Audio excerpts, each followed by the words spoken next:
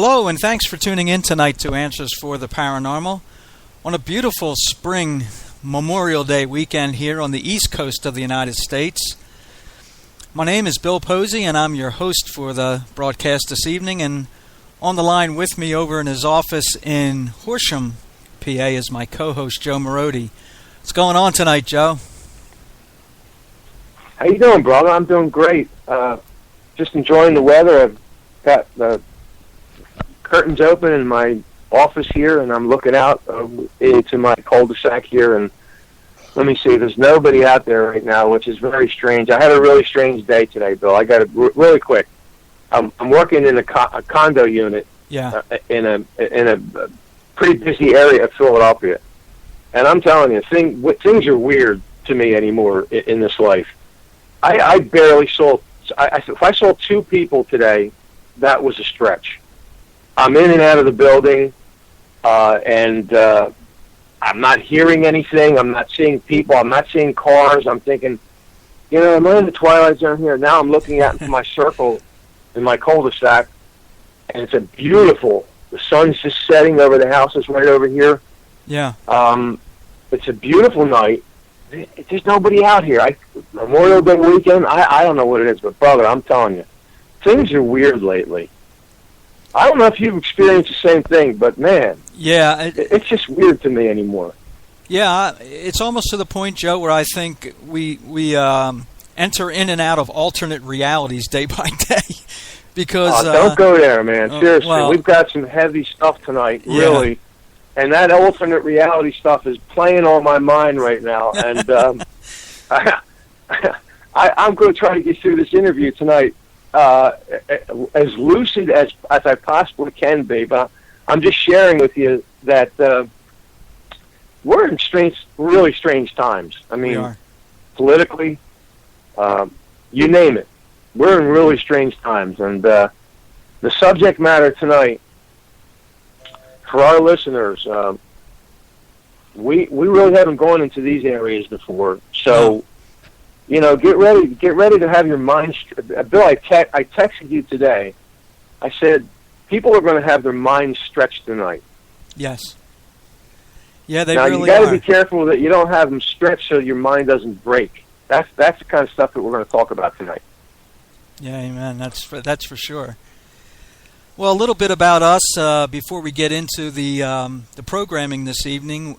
Again, we are called Answers for the Paranormal.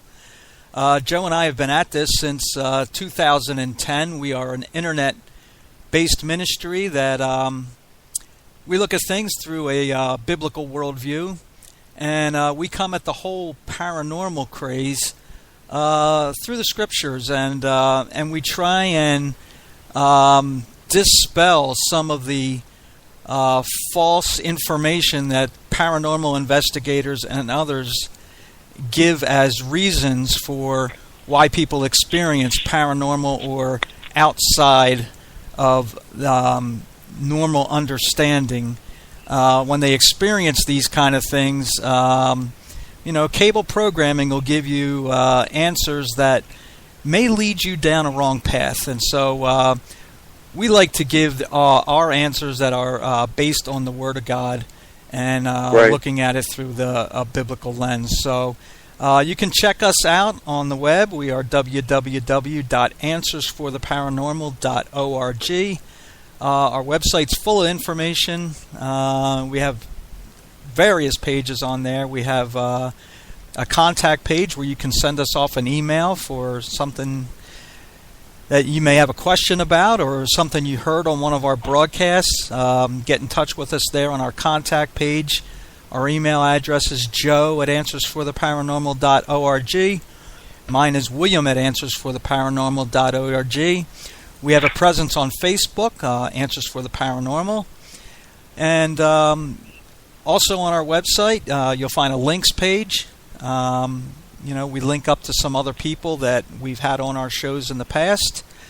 And we have a couple video pages on there. You can check those out. We have a page for articles, and we'll probably be adding some on that page from our guest that we will have tonight. So, again, check us out, www.answersfortheparanormal.org. Well, Joe,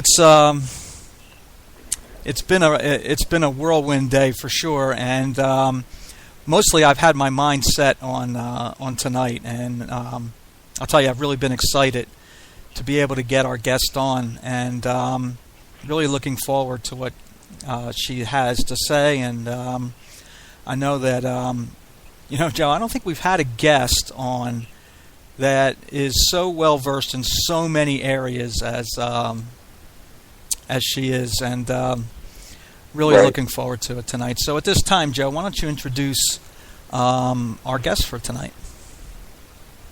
Yeah, I agree, Bill. And before I introduce our guest, I just want to say that it's really, and I've mentioned this before a number of times, that it's really amazing and very pleasing to me that we've been able to interview so many different types of subjects. Yeah. We're able to pick so many different types of brains over the last 7 years that we've been involved in this ministry. And tonight, like you said, it's going to be a little different, but no less more fascinating, maybe even more fascinating if that's possible. So without further ado, let me introduce Tina Foster tonight. Tina is an attorney who has researched the area of doubles and imposter replacements, focusing on Paul McCartney since 2008. She's examined how they are used in psychological operations by intelligence, military, and the entertainment industry. She has been a guest on numerous radio shows, which are available on the Plastic Macca Paul is Dead blog that can be reached at Plastic Macca, PLASTICMACCA.blogspot.com. Tina is also the author of The Splitting Image, Exposing the Secret World of Doubles, Decoys, and Imposter Replacement. So it's with my great pleasure to introduce to our listening audience tonight, and welcome to Answers for the Paranormal, Tina Foster. Tina. Hi, everybody. How are you guys? We're doing great, and like Bill said, we're set for 2 hours of, you know what, anything goes, and I hope our listeners are ready for this. So, Bill, what do you think? Yeah, I couldn't agree more. And Tina, really want to thank you for taking the time out of your schedule to come on with us. And just looking at, I've probably been 2.5 years now into reading Plastic Macca and really looking at the information that you have on there on the subject of the replacing of Paul McCartney that took place back in the 60s. And I've just always said to myself, boy, I would love to get Tina to come on. And Joe had a couple books. One of them was penned by Fetzer? By Jim Fetzer, yeah. And in there he has a whole section on the replacing of Paul McCartney. Yeah. And so, with that in mind, we had always talked at length, Joe and I, back and forth about your research. And so when we heard that you were coming out with a book, which Joe mentioned, The Splitting Image, it just really lent to this was the time to get you on. So we're glad that you're with us. We welcome you, and we hope for the next 2 hours that we're going to get into some subject matter that we've never gotten into before, and hopefully our listeners will really consider what you have for us tonight. So thank you. Well, thank you. Yeah, I wrote The Splitting Image as an introduction to the Paul McCartney being replaced theory, because it gives a lot of background information on documented cases of doubles. Not that everything can be verified in it, because this is a very difficult area to research. I mean, it involves psychological operations, it's purposely kept secret. It's not like you can just go to LexisNexis and get all sorts of information. Like if you're doing legal research, it's very difficult to sift through. And that book was about 8 years worth of research that I collected, and I think it helps to prepare people to know that it happens in the military and in intelligence, to prepare them for a possible entertainer being replaced, because it's easier, I think, to see why somebody in a military op or in intelligence would have a doppelganger. But in entertainment, people are like, well, he's just a singer, who cares? But then you get into the broader aspect of how is the entertainment industry actually used to influence people. Sure. And so... Anyway, so I suggest reading The Splitting Image. Not that I'm trying to, toot my own horn or anything, but I think it does give a good background. Yeah, really. Tina, I absolutely, you don't want to toot your horn, we'll toot your horn. I mean, absolutely, I would suggest to our listeners tonight to purchase this book. As Tina says, she's been researching this for, what'd you say, Tina, 8 years? 8 years, yeah. So, I mean, somebody dedicates 8 years of their lives to something, folks. I mean, it's worth looking into. And Bill has read the Kindle version. I have not been able to, because this is our communications with Tina for our listeners have been relatively recent. So I haven't had the privilege of being able to be exposed to Tina's research.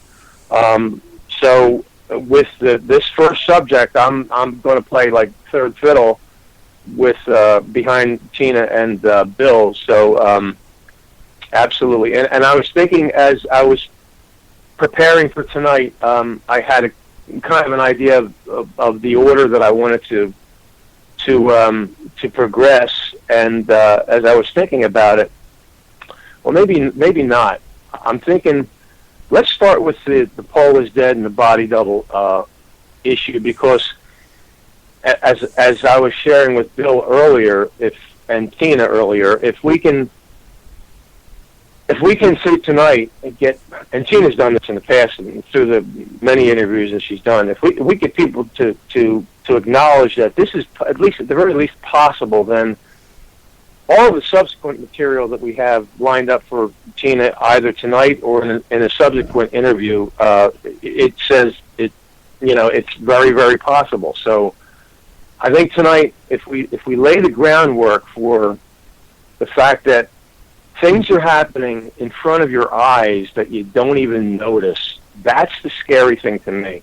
That's the concerning thing to me, that something has been, since 1966, in plain sight, that people have missed for going on 4 decades now. Well, it is 4 decades, right? 76, 89, I got to use my fingers. Over 4 decades now. So if this is possible, if they can pull this off, you have to ask yourself, folks, what can't they pull off? Yeah. Yeah, so true. Tina, in your conclusion, as you wrap up the Splitting Image, there's a quote here that you had, and I would like to read it and then have you respond, and give your reasons for why you came to this conclusion.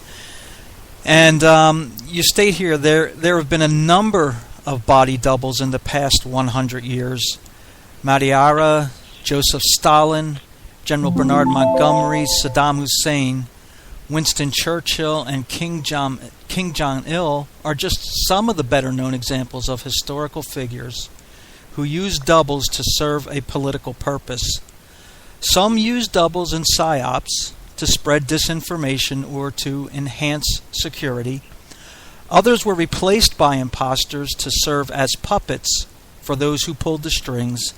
And once the reality of the existence of doubles is accepted, recognizing imposters becomes much easier because the veil of disbelief is lifted. And that's your end quote. So can you talk about this a little bit, Tina, as to these examples of historical figures who use doubles, and how that plays into what we want to talk about in the PID, or Paul McCartney has been replaced. Okay, so some of the people I talked about in the book, one was Kim Jong-il, and he was supposedly replaced in 2002, and this is according to a Japanese professor named Shigemura. And it was his opinion that Kim Jong-il had died of cancer, I believe, and the ruling elite of North Korea had used 4 doubles to keep their control. They controlled the puppets. They controlled the government through the puppets. And there is actually evidence that Kim Jong-il was replaced. There were voice prints, and a U.S. spy satellite captured an image of the double that was 2.5 inches taller than Kim Jong-il.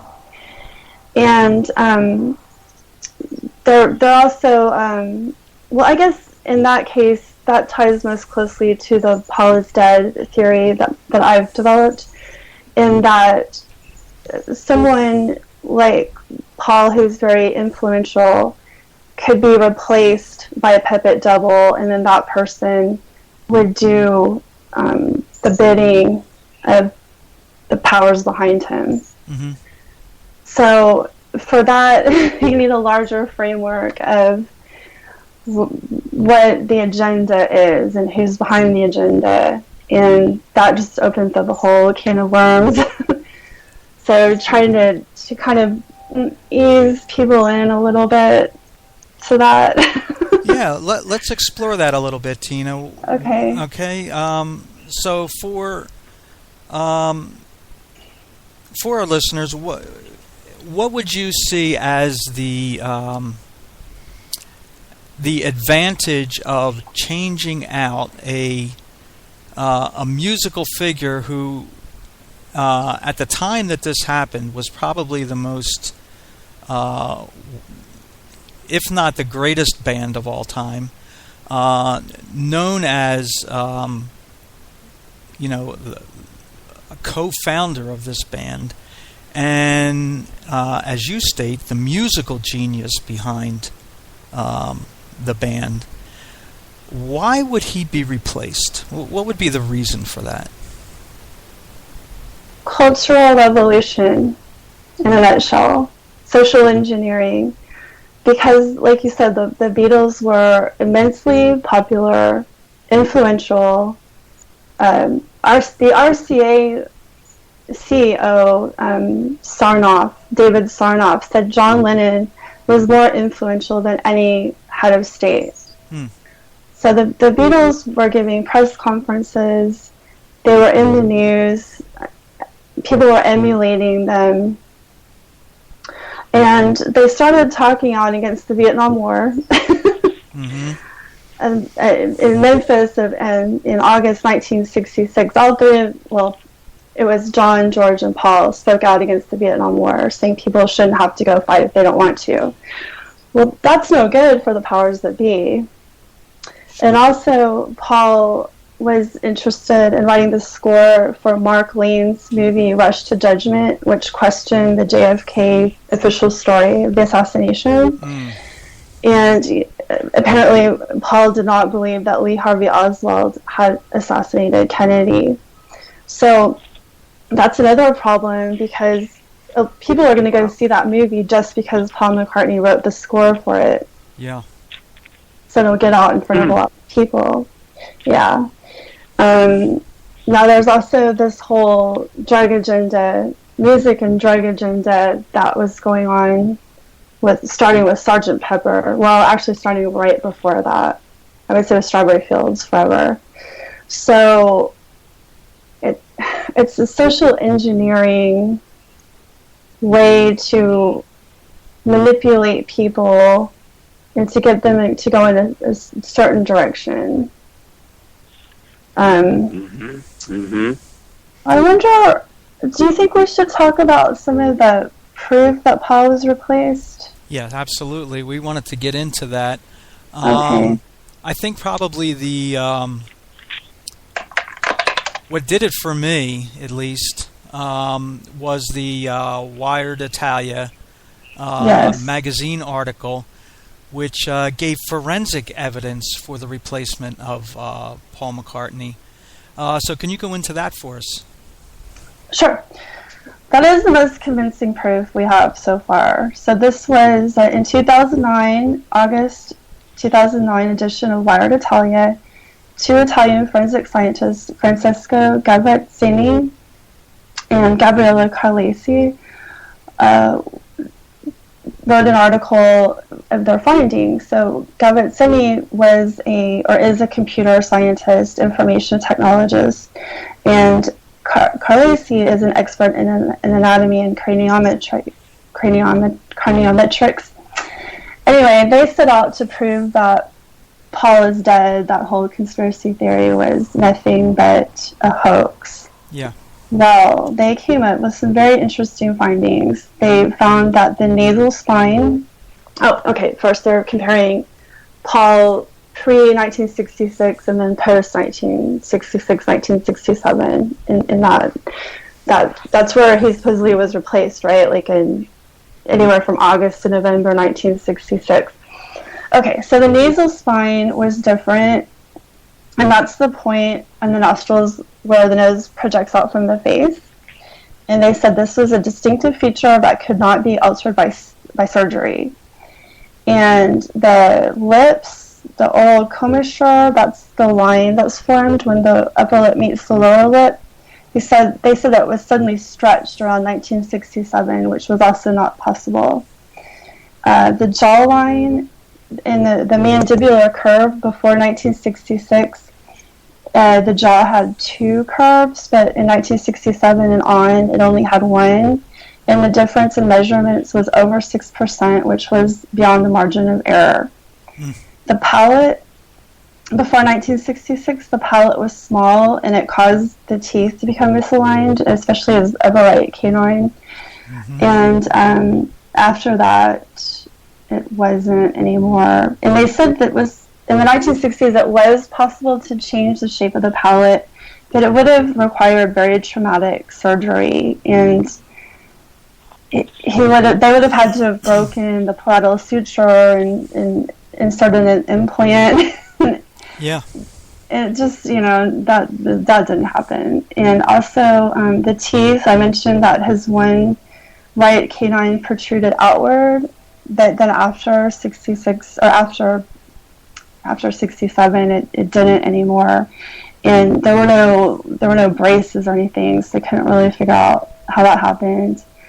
And then also the ears, each person's ear is considered to be unique. And even in Germany, there's a way to use an ear like a fingerprint. But the tragus was different from, before the replacement in 66 and after.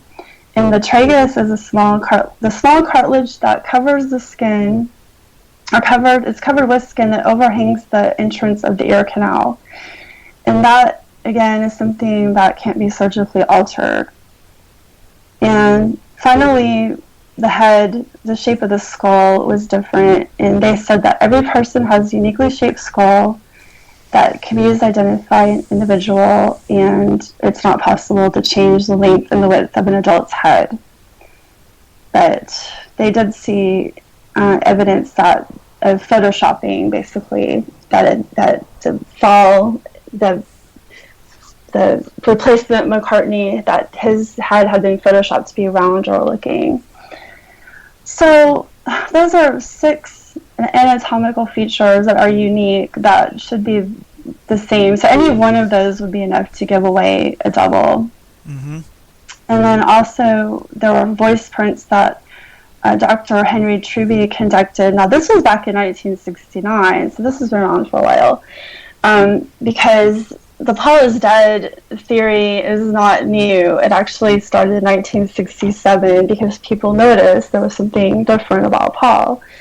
But it became really big news in 1969, and Roby Young actually, he asked Dr. Henry Truby to do voice prints.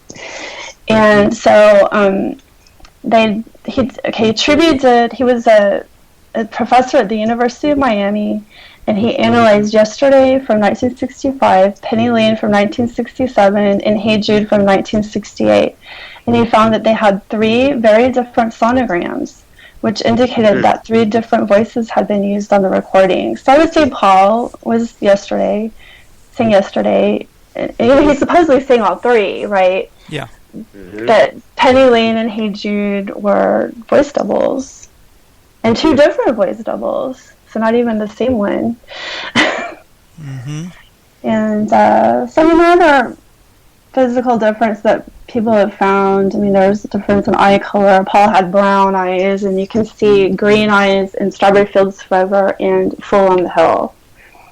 And in Strawberry Fields Forever, they show you the green eyes 3 times that they sing Nothing Is Real. So John sings Nothing Is Real, and they show you green eyes on Fall 3 times. It's like, okay, hello. Yeah.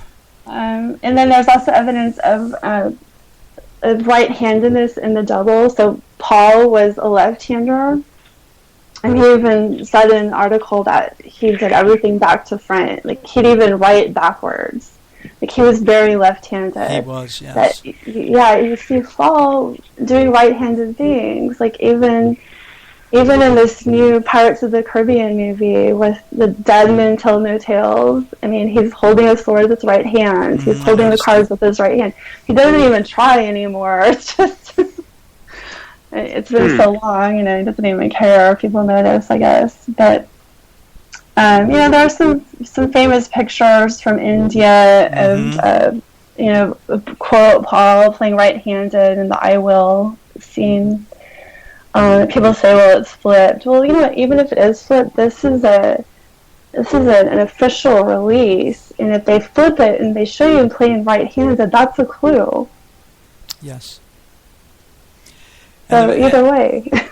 And the Beatles, if you really, and some people have done this, really looked into the clues that were written into the songs, into the artwork, and into what's known as backmasking, to where when you play a certain song backwards, for instance, Revolution 9, you get a different message that is heard when it's played backwards. And the Beatles, post-67, it seems as though they got into a darker area. And you bring this up, Tina. You called the 64, 65, 66 Beatles songs like a light source, one that lifted someone's spirits. But yet, when you consider what they wrote after 66, 67 through their breakup, something very dark started coming across in their music. Can you talk about that a little bit? Sure. So that's going into the social engineering aspect. So we're talking about the music. This is, I believe, a war on consciousness is actually going on at the deepest level, which, well, actually, you guys are a minister, so you should appreciate that. Yeah, we do. So so you go into this music theory. You talk about so like musicologists will say that music is powerful and can change the consciousness. It can manipulate culture and consciousness. It can affect the human body through its vibrations. It can impact your health and your behavior. Actually, some music can make you more intelligent, like classical, and then some can make you dumber, like hip-hop. It's interesting, Yeah. right? I mean, it is like frequency, but also complexity. So if you really dumb down the music, you know. So what do people listen to nowadays? Well, I listen to classical, but and Beatles, of course. But Wow. so musicologists will say, you know, that music is kind of like a drug. It can poison you. It can lift your spirits. And it can also be used as an encoder, like manipulating people through music, manipulate their mind, and let's see. So even like Plato and Aristotle were talking about how you could use music to change the culture and society, and Vladimir Lenin too. And it's just a little background information on like why people would even care about music, right? But you could put hypnotic suggestion into music too. Like Jimi Hendrix said he would do that. And there's that hypnotic suggestion. So people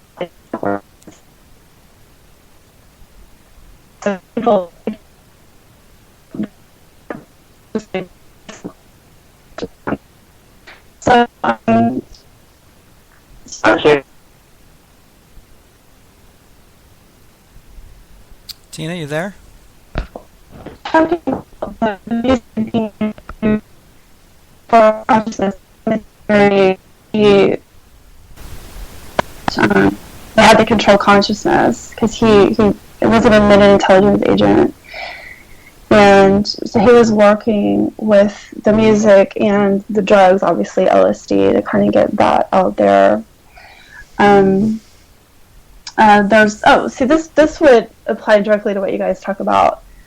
Thomas D. Schauf said that the result of all of this influence was that the arc of Western civilization has gone from ascent, belief in God, focused on the higher centers of love, joy, purity, and selflessness, to descent, focused on the lower centers of consciousness, like those of power, wealth, and physical gratification. Kind of, that's the spiritual warfare thing that's going on. Sure. I'm sorry, Tina. Who said that? That was Thomas D. Schauf. I believe he's a Thomas D. Shaw. Okay. musicologist. Okay. And then Wes Penray is a researcher who talks about the Illuminati, and he says that they own the music industry and they know how frequencies work. The music they produce vibrates on the frequency they want us to vibrate on for the moment to enhance the New World Order agenda. And that's how they control people, through that. So then you get into like discordant music that fractures the body's energy. It prevents light from entering, and it kind of has like a demonic influence. And yeah. So, and that ties in with the Illuminati stuff that I guess we'll get into later. But so, talking about the frequencies, there's the A equals 440 hertz is the international standard, but it's not a very healthy frequency. It doesn't really resonate with the human energy centers, the chakras. There's like conflict there. And another musicologist named Brian T. Collins complained that the current tuning of music based on A equals 440 hertz does not harmonize on any level that corresponds to cosmic movement, rhythm, or natural vibration. So this is not a very healthy frequency, but that's what most people are writing in or using. But more sensitive musicians who are spiritual, they will instinctively write in a frequency that's more harmonious, and one of those is the A equals 432 hertz, which is a solfeggio frequency. Mozart and Verdi both wrote in that A equals 432 hertz range, and so did the Beatles on their Hope album. And so this is like where you get into the Beatles trying to lift people up, like the original Beatles. So that this frequency, A equals 432 hertz, is healthier and it vibrates with the natural harmonies. It's actually based on the Fibonacci golden spiral, and yeah, so it has like positive effects on your consciousness, on the cells of the body. Yeah, so it kind of resonates well with your heart chakra and furthers spiritual development. And it actually, this musicologist, Brian T. Collins, uses it in music therapy. So that's what the Beatles were doing. But then, after he's replaced, you get into Helter Skelter, stuff like that, which was purposely degraded. It was written to be disturbing to the body's energy matrix. McCartney, if he actually really wrote it, which I'm not sure he did, but he wrote it to be the most raucous vocal with the loudest drums. And Charles Manson actually recorded this song too, and I'm wondering if he didn't write it, because he talks about, John Todd talks about Helter Skelter being from the Book of Revelations. It's the witches, John Todd said that the witches knew what it meant to be, that it was part of the witch language. It meant a time when the pit would be opened and the demons would be set free and the world would become insane in less than a 24-hour period, and they'd be killing everybody, their next door neighbor, their kid, their wife, everything. The world would just completely go mass insane overnight.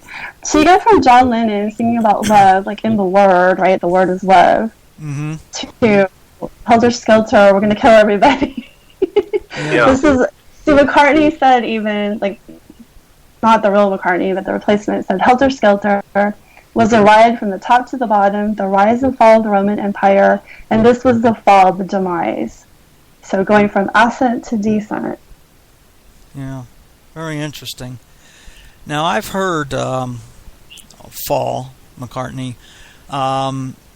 questioned about Helter Skelter, and his explanation was, well, the Stones were coming out with this gritty, on the edge type music, and he said that he had gone into the studio and told the lads that he wanted to write something that was dirtier and grittier and over the top of something the Stones had done, and so that's why he penned Helter Skelter. What would your response be to that? Well, I would say that Paul was more into writing like classical sounding songs like Yesterday, Eleanor Rigby, For No One, and I Love Her. And then he was saying that back in David Frost's interview in '64, he was saying that he was not going to be playing rock and roll, until he was 40. He was going to, transition probably. I think he was probably going to start writing like scores for movies. Like he did Love in the Thin Air for A Family Way. Yeah. And that's very classical sounding. So I think that's probably where Paul would have gone more towards that. I mean, he could still write a great rock song, but I just, whatever Paul says, I mean, take it with a grain of salt. Like, that's not Paul anymore, so. Right. I mean, it's probably true. I do believe that he wrote it to be gritty. If he wrote it, it was meant to be like that because that was the direction that society was supposed to be going. It wasn't supposed to be going up into lofty areas. It was supposed to be going down into the mud. Joe? Bill? Yeah. Yeah. Just listening to Tina talk, and Tina, there's no way you can be aware of my interview style, but we have a bunch of questions prepared, and I have a legal pad here. You would be familiar with that being a lawyer. I have a legal pad that, as you speak, I'm writing stuff on, and So I kind of want to, before we move a little bit forward, I want to move a little bit backwards, if that's okay with both of you. Yep, absolutely. Sure. Okay. Tina, well, number one, this is more lighthearted than anything. Tina referred Bill to me and you as ministers. Okay? Mm-hmm. People are familiar with ministers in official positions that get paid a salary. That's not me and Bill, okay? That's for our audience to know. Me and Bill don't make any money off of what we do. We understand what the scriptures say about serving the Lord. We don't make any money from serving the Lord, okay? We make money. Bill works in a pasta plant, and I'm a contractor. I sling a hammer all day. So that's how we make money. Let me get that out of the way, all right? And Tina would have no way of knowing that, but I want to clear that up. Bill, point number 2. I want you to check when you listen to this recording of this interview. Yeah. Check the 44 minute mark, because I lost you guys for about a minute. Yeah. Okay. All right. Yeah, we cut out. Now I want to. What's that? We did cut out at this end also. Okay. Tina became I muffled, couldn't- and I couldn't hear you at all. So. Okay. Now I want to go back to something that Tina said that I think is very, very, very important. She was talking about the influence of, in this context, Paul McCartney, and overall the Beatles, and even above that, the influence of the entertainment industry itself, whether it be music or movies, theatrical movies or television series. And she mentioned the point that John Lennon and Paul McCartney were much more influential than the heads of state. And that was true then. That was true in the 50s. It was true in the 70s, in the 80s, in the 90s, in the 2000s, and now in the 2010s. So people need to understand, and I'm not telling anybody something that they shouldn't know already, that entertainers, the words that they say, have more of an influence in people's lives, much more so than any heads of states. All you got to do to verify that is do a Google search. Whenever celebrity X says something or does something, it's going to be all over Google, okay? Now, Trump has kind of assimilated himself in that, because he's sort of a celebrity himself, whereas all of the other people prior to him, presidents and whatnot, were basically politicians.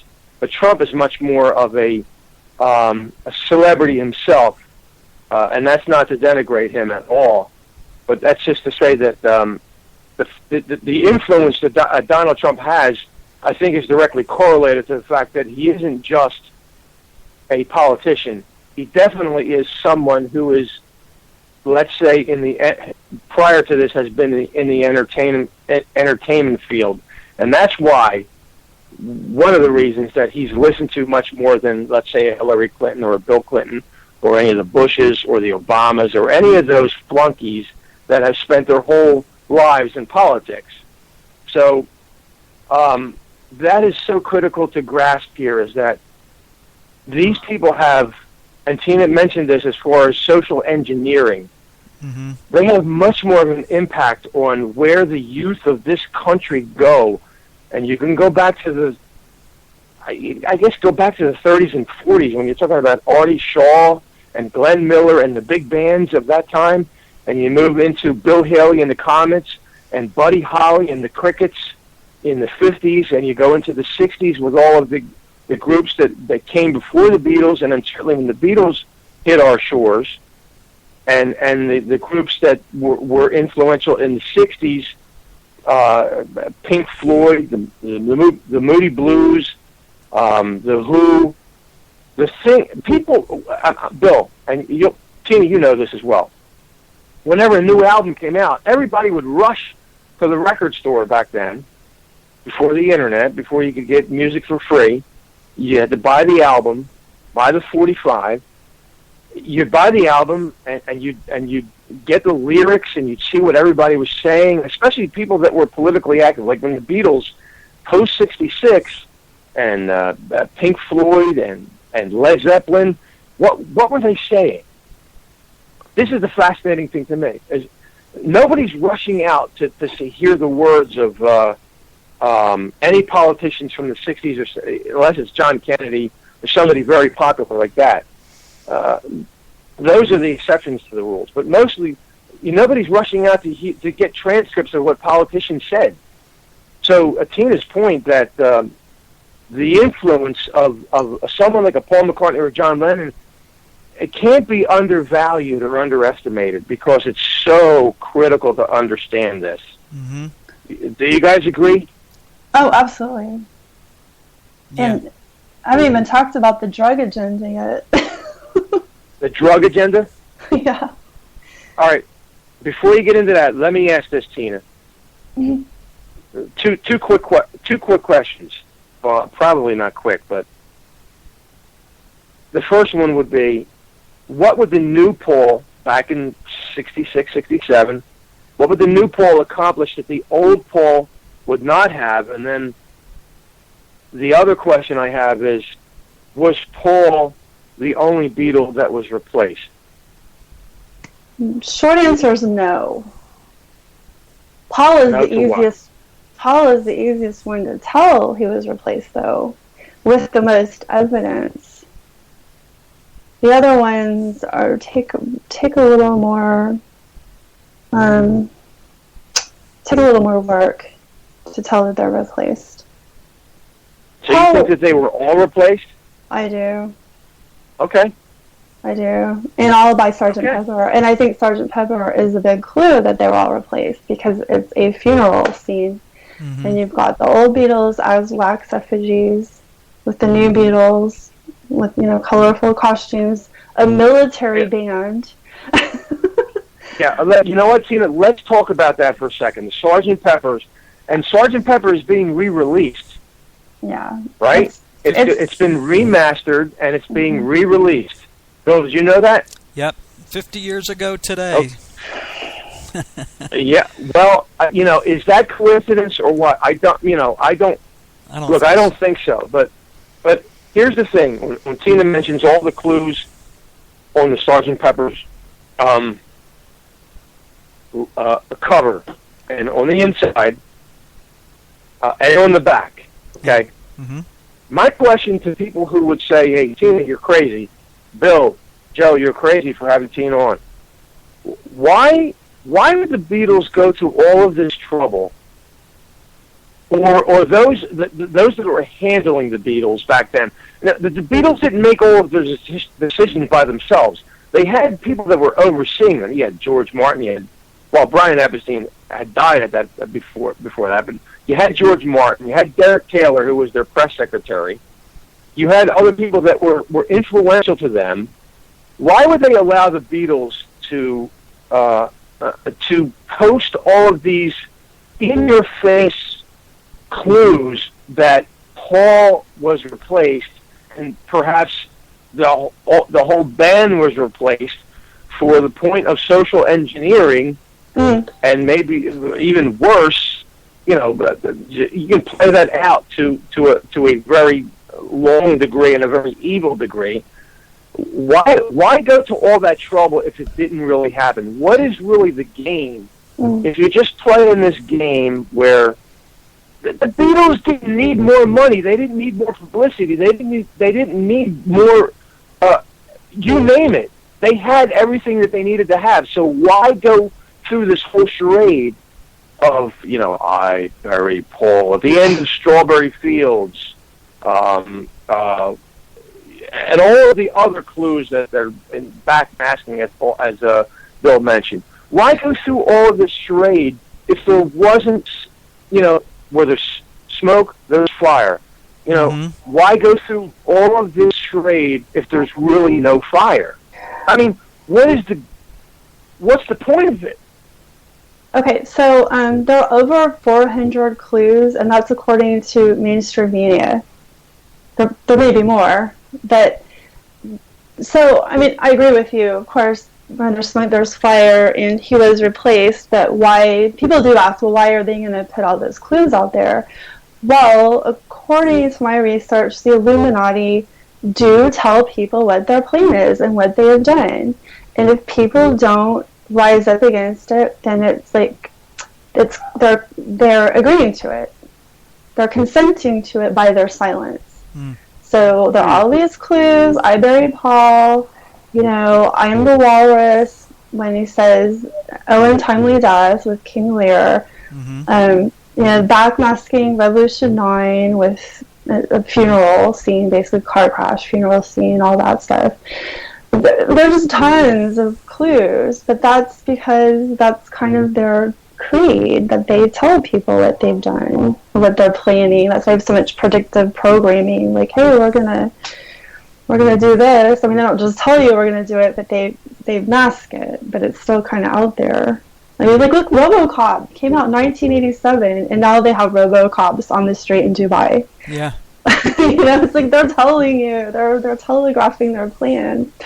So that explains why there are all the clues, because but it's also, they always focus on just Paul. So it's almost like, if you peel back the onion, the glass onion might also be a clue, right? If you peel back the disinformation onion, as I think of it, and you get to, okay, Paul was replaced, and then it's like, well, then you kind of get stuck on Paul, and you don't ever look at any of the other people. Does that make sense? It's almost like a psyop inside a psyop. It's like, okay, well, if Paul's replaced, that's the only one that was replaced. Don't look at anybody else. Just focus everything on Paul. So, but yeah. You know, it's it's interesting, Tina. The clues didn't just stop with the Beatles. They're still going on. Dead men tell their tales. They're just coming out now. I texted Joe, I don't know, it was maybe a month back. I was watching, and it is a brutal movie, but give my regards to Broad Street, which was supposedly, the life of a rock and roller, focusing in on Paul. And there's a scene in the movie where the entertainer Paul enters into the recording studio, and one of the persons there in the studio says to him, "Hello, William," as he comes in to sit down to record. There is an obvious clue. Supposedly William Shepard, correct, Tina? Or William Campbell. Or Campbell, He's been... people think it could be either one of those. But yeah, there's Billy Shears. I mean, there's like a Christmas show from Liverpool when he goes into a bar, Paul goes into a bar, his father's there, and people say, "Oh, hi, Billy." And then in Imagine John Lennon, George and John are joking about Beatle Bill and his number 5 in Sweden. It's like there's a lot of clues about that. Yeah. So. Hey, Bill also, and Tina also, talking about clues we're going back to the 90s now, but if you remember, and this goes back to, like, why it would, if it was something to generate interest, and just to play around with in the 60s, let's say the Beatles and their handlers said, let's just mess around with people a little bit here and say Paul was dead. Okay. That's in the 60s, all right? Now we move into the 70s. I don't know if there's anything that happened in the 70s or the 80s. But now we're in the 90s, right? Why continue this ruse until the 90s? Because, and this is something that I just realized within the last 6 months. As I watched the YouTube videos, I don't know, Tina, if you're familiar with this, of back in the 90s, network television ran the Beatles Anthology series. I think it was divided up into 2 different 3-hour segments or 2-hour segments. And out of that came 2 new Beatle releases, which were free as a bird, and real love. Now, if you YouTube the videos, the official videos of those two, they both show an auto accident. Yeah. They both show clearly an auto accident, which, Tina, correct me if I'm wrong, is how Paul McCartney was supposed to have died. But why continue the ruse into the 90s if this was something that you want to, as the Beatles, the surviving Beatles at that, George Harrison had not died at that point, and George Martin was part of that production of the Beatles Anthology, and I'm sure that they had they're not going to release an official video without all the Beatles passing off on it. So why continue this ruse that Paul McCartney died in an auto accident? It was clearly seen in both of those of their most recent releases. Well, the auto accident, the car accident, is the most popular theory about how he died, but I also think that's disinformation because, I'm not saying there wasn't a car accident involved because they do assassinate people through car accidents, Sure. but I don't believe it was an accident because Paul was replaced in just a matter of days. It was Paul playing Seattle, I'm sure, on August 25th of 1966. Then there were 2 down days when they went to LA, and then you see the LA press conference August 28th, and I don't think that's Paul anymore. So if it had just been an accident, then how would they have replaced him so quickly? With a fairly convincing double, because a lot of people think it is Paul, but I don't. But, and even if... if it had been an accident, they wouldn't have been able to cover it up so quickly. I don't think it would have gotten out. But if they had planned it, then they can find their double, they can train him, they can have everything ready, have him waiting in the wings, as it were. And actually, they did have a Paul McCartney lookalike contest in 1965, and Keith Allison was the official winner, but it could have been a place to scout for talent for the double. But yeah, so then the car crash too came up in the Condensed Cream of the Beatles video that came out like in '74. And so they have all this really disturbing imagery, and it's very Illuminati. It's like they have, it's supposed to be a light-hearted Beatles cartoon, right? But it's got, like, shots through a car window, a car crash, a fiery car crash, a dog having a gun to his head, there's like a hand with a snake on it, so Illuminati symbolism. They've got like the man with a Sgt. Pepper drum in his mouth, which is a symbol of silence, which you also see on Red Rose Speedway with the rose, which could have been Rosicrucian, I don't know. But then it's like Pyramid Films made it. So it's all this Illuminati stuff, and a really disturbing scenario, which I think they're telling you what happened. In my opinion, I think it was, a car crash was involved, that probably that it was an assassination attempt, and they probably did end up shooting him because there's so many clues to head injuries as well. He blew his mind out in the car. That was the really early one that came out. And there's so much trauma to the head in these clues. It's just, you can't just dismiss all that. Tina, can you go into your theory on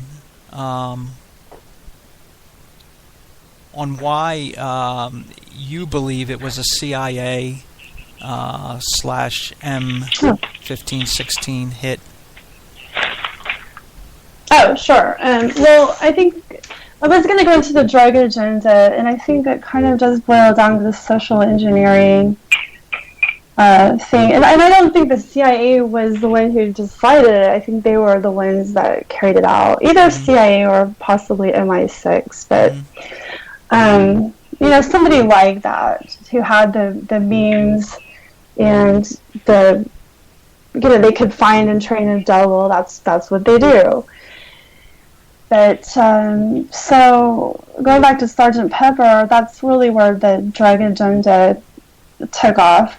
People want to say that Tomorrow Never Knows was an LSD song, but I don't believe that. I think that's directly out of the Tibetan Book of the Dead. It's very spiritual. Maybe it's not your spirituality, but it's still spiritual. Mm-hmm. Mm-hmm. But so Paul just he was not a drug user. He was the people that say that they saw him in Hamburg, he would just take maybe one prelude a night. He wasn't a big pill popper. He wouldn't try heroin. That's what Dick Lester said on the Scene of Help. He was refusing to try it. He wasn't going to tell people what to do. He did an interview. He said, well, people try to get us to tell our fans not to drink or smoke or whatever, and that's not our place. We're not going to tell them what to do. So anyway, so Paul's not going to be very useful for pushing the drug agenda, obviously. But the powers that be are pretty interested. I don't know if you guys are familiar with Aldous Huxley, but sure, he wrote about controlling people through pharmacology, and so it's brainwashing and all of that stuff going on. There's, you get the culture, you use the drugs, you kind of get them confused, you get them to where they can't really think correctly. So you got to get people interested in taking LSD, right? Which was a CIA operation. Okay, sorry, I'm just trying to go through my notes here real quick. So LSD is a brainwashing device, and used in combination with psychedelic music, it induced mental confusion and helplessness in people, so it can make them easier to control and manipulate. And Colin A. Ross is a doctor who's done a lot of research in LSD, and he came upon a document from the CIA that had been declassified. And they were talking about LSD, saying that some of the more outstanding effects are the mental confusion, helplessness, and extreme anxiety, which are produced by minute doses of the substance. Based upon these reactions, its potential use in offensive psychological warfare and in interrogation is considerable. It may become one of the most important psychochemical agents. So, Fall was the first British pop star to talk openly about taking LSD. That was in June of 1967, and his interview is on YouTube. You can watch it. Yeah. So, of course, when people see, Paul McCartney likes LSD, I'm going to have to go run out and try it because it's cool. Mm-hmm. Yeah. And even George Harrison said on the Dick Cavett show that, after Paul Fall said that, then just everybody went crazy. The whole world went crazy. But also, like Timothy Leary, he was working with the CIA, and he was, promoting LSD. But what he said about Sergeant Pepper was that it compresses the evolutionary development of musicology and much of the history of Eastern and Western sound in a new tympanic complexity. Then add psychedelic drugs. Millions of kids turned on pharmacologically, listening to stoned-out electronic music designed specifically for the suggestible, psychedelicized nervous system by stoned-out long-haired minstrels. This is the most powerful brainwashing device our planet has ever known. So, this is definitely going down a dark path. For sure. Hey, Bill. Yeah. Let me back up again. And have you and Tina comment on this. Again, this is my lawyer mind working, even though I've never made a penny as a lawyer. Okay, I've never even taken the bar exam. I'll never do that. But that being said, I think my mind works in that type of way. I think that one of the things that we need to establish here is that this isn't what we're talking about tonight. Isn't just fantasy. It isn't just flimsy evidence. There are very definite areas of concrete evidence, whether you want to call it scientific evidence or speculative. It's up to the listener. But I mean, I think that, as I wrote down here, if we're talking about Paul being replaced in '66, the Beatles came over in '64. They were on the Ed Sullivan Show in '64. And there was a frenzy waiting for them at JFK International Airport in New York, here in this country, in 1964. Why? Because people in this country, youngsters in this country, were familiar with their music. She Loves You, I Want to Hold Your Hand. They were chart toppers in this country before they ever set foot in this land. So they were ready for the Beatles back in '64. Now you go forward to '66, when Tina is saying, and many others are saying, that Paul was replaced, and perhaps the whole band was replaced. So you had 2 years plus of the Beatles being established as a cultural phenomenon. And, in my opinion, Bill and Tina, you have, if you want to make a Mount Rushmore of musical influence, I think the Beatles have one mountain all to themselves. And then maybe you can put 4 on another mountain. You want to put the Rolling Stones, you want to put Pink Floyd, you want to put Led Zeppelin, fill out the other mountain. But the Beatles definitely, and even to this day, with the release of Sgt. Pepper, the Beatles remain. I have an 18-year-old daughter who is testimony to that fact. They go back and they listen to the music and they listen to the lyrics, and they're still influenced 50 years later by the Beatles. So the Beatles were firmly established as a cultural phenomenon. So it wasn't like, we're not talking about Bill Haley and the Comets here. We're not talking about Herman's Hermits. We're talking about, as Tina alluded to earlier, when you're talking about social engineering, you got the top of the food chain to get that agenda fulfilled. First, it was established, and then they went and made their move. So, do you guys agree with that, or what? Well, I agree to a certain extent, but I do think the original Beatles were full of light and love and were actually doing God's work. And they were not team players. They were not going to push the agenda for the powers that be, and that's why they had to be replaced. There's a reason why Paul was replaced, and it was because I think that he wouldn't do what they wanted. So, and they were too powerful. They weren't Herman's Hermits. Okay, fine, you can sing your songs about love if you want, but these guys were too big. It's like, no, we can actually use them. They could use them, but they also didn't want them spreading light and love. Does that make sense? Yeah. Okay. Yeah, it really does. And when you consider, Tina, that you talk some about the Illuminati and their place in music, even today with some of the artists that obviously in their symbolism, their performances, and I'm talking about Beyonce and Katy Perry and others, which are obvious Illuminati puppets. The Beatles would refuse to fall into that, and so I think they needed to be replaced. That became pretty obvious with the post-67 Beatles. So, yeah, I agree with what you're saying. And then you see there's a picture of 1968 with Paul doing the 666 hand sign, sure, and John doing the Il Cornuccio hand sign.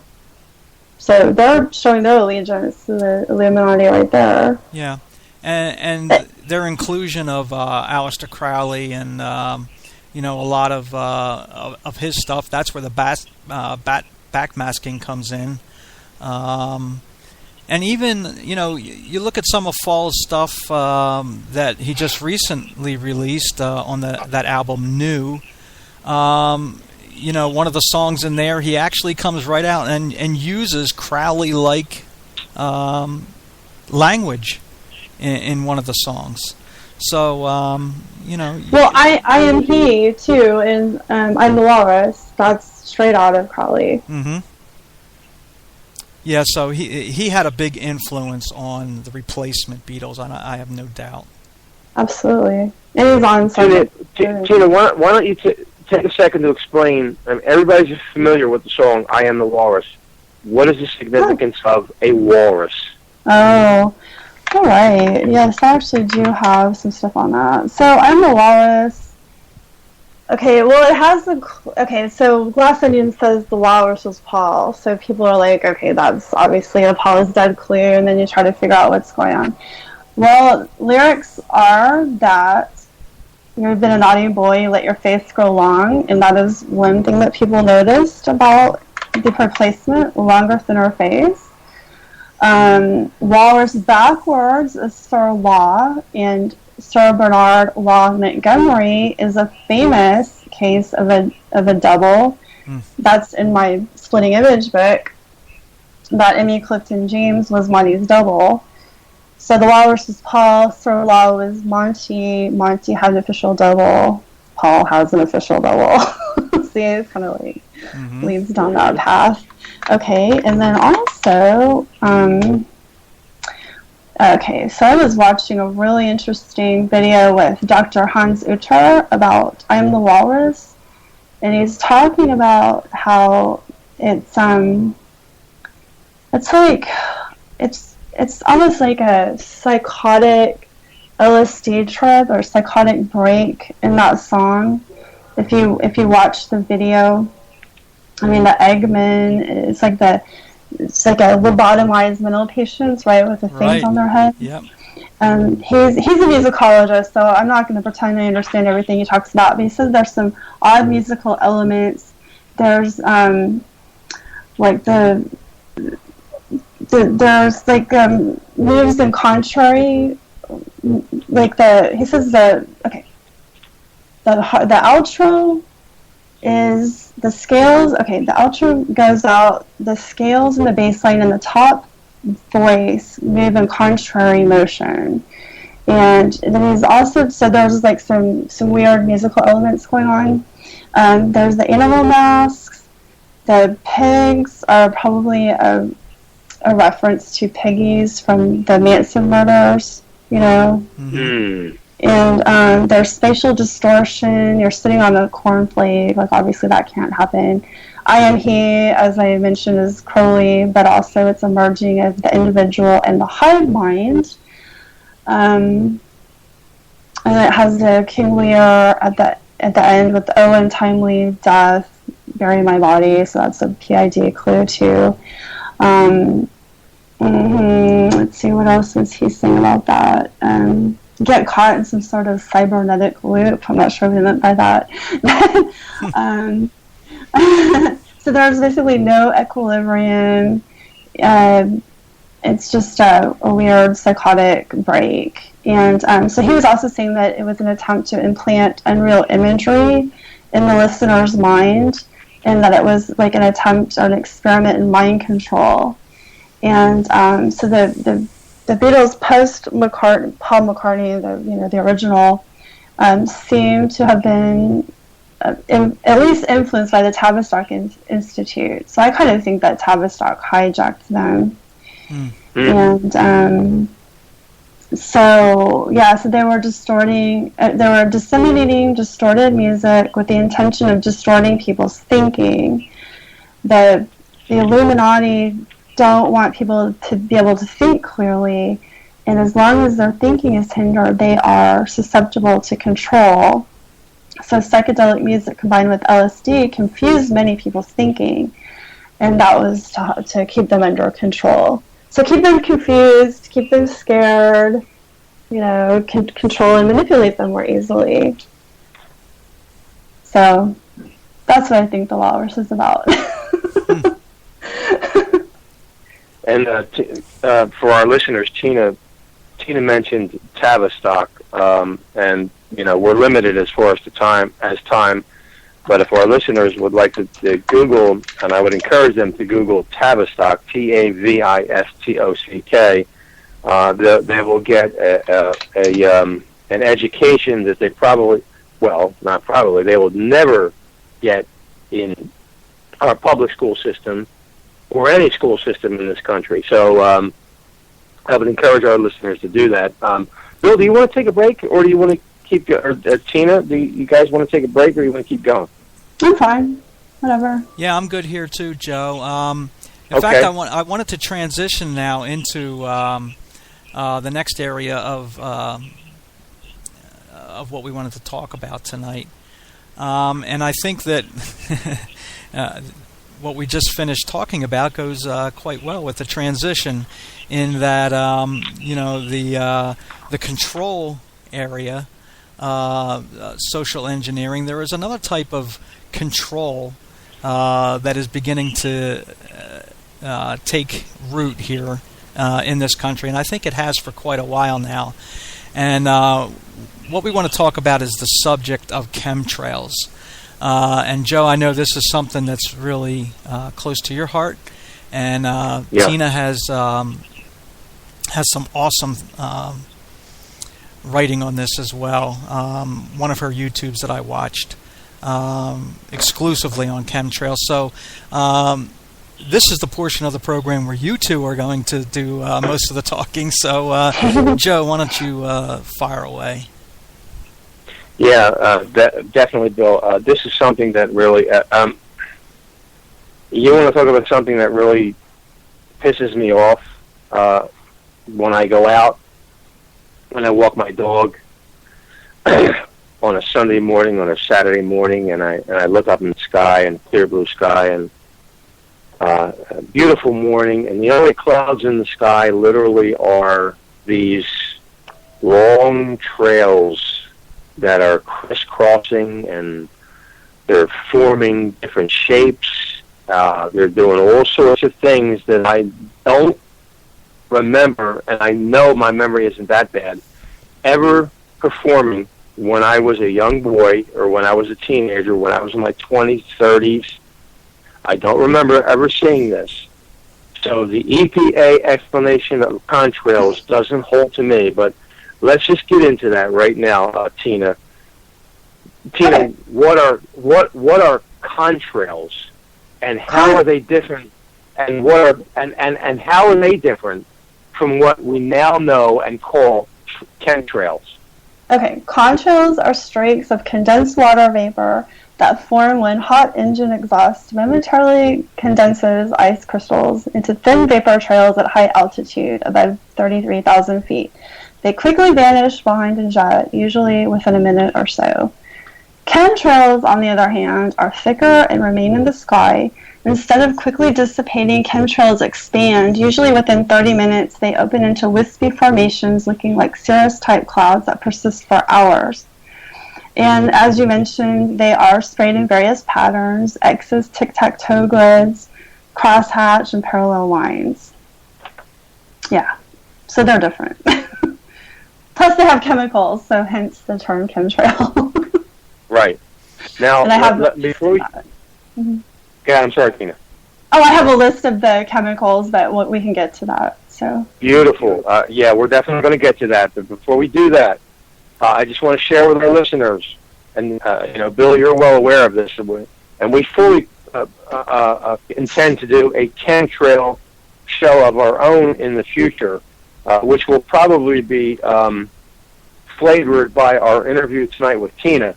But I want to share with our listeners that I sent out emails to our elected officials in Pennsylvania, in this area, state and local officials that should have answered me, okay? Let me name them by name. These are, Bill, our United States Senators, Pat Toomey and Robert P. Casey. I sent them an email. I'm going to read the email, and I'm going to ask Tina the same questions that I asked these guys, okay? I never received a response from Pat Toomey or Robert P. Casey. Never received a response. I also sent the same questions to our United States representatives, Brendan Boyle and Patrick Meehan, okay? Also sent to our state senator, Stuart J. Greenleaf. Also sent to our governor, Tom Wolf. also sent to, here are the two that responded. Thomas Mert, he's a state representative, but he doesn't represent our district. However, he did leave a voicemail that his voicemail said that it's out of his hands, that it is an EPA/federal issue that I need to pursue. I did receive from our state representative, Pennsylvania State Representative Todd Stevens, a letter, and it was insufficient to me, and he included an EPA fact sheet, okay, quote unquote fact sheet. And let me just read this. This is from the EPA, and then we can go forward. We'll touch a little bit on what you said, Tina. This fact sheet describes the formation, occurrence, and effects of quote-unquote condensation trails. You see, you'll notice that they will never call them chemtrails or contrails.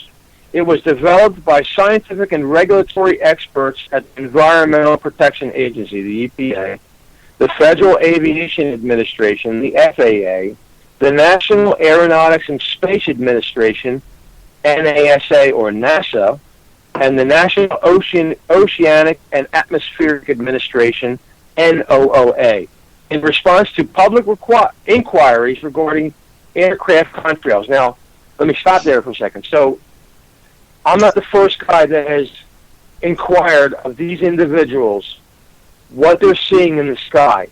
And as according to this, the response from, let's say, at least Todd Stevens is to refer them to the EPA contrails sheet, okay?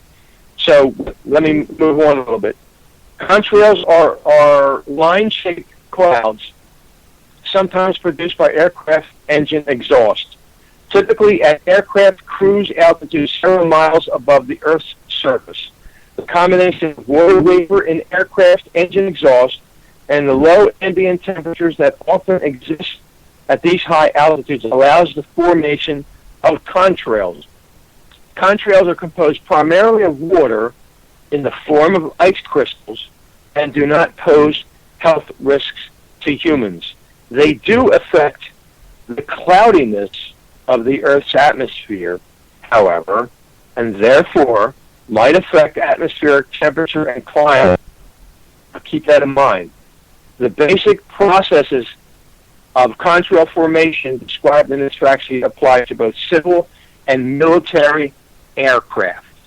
Okay, so what Mr. Stevens, our state representative, would have me believe is what the EPA has sent me. That, look, I know when I look up into the sky and I see a plane, a jet going at a high altitude, and there's a condensation trail behind it. I know the difference between that and a chemtrail.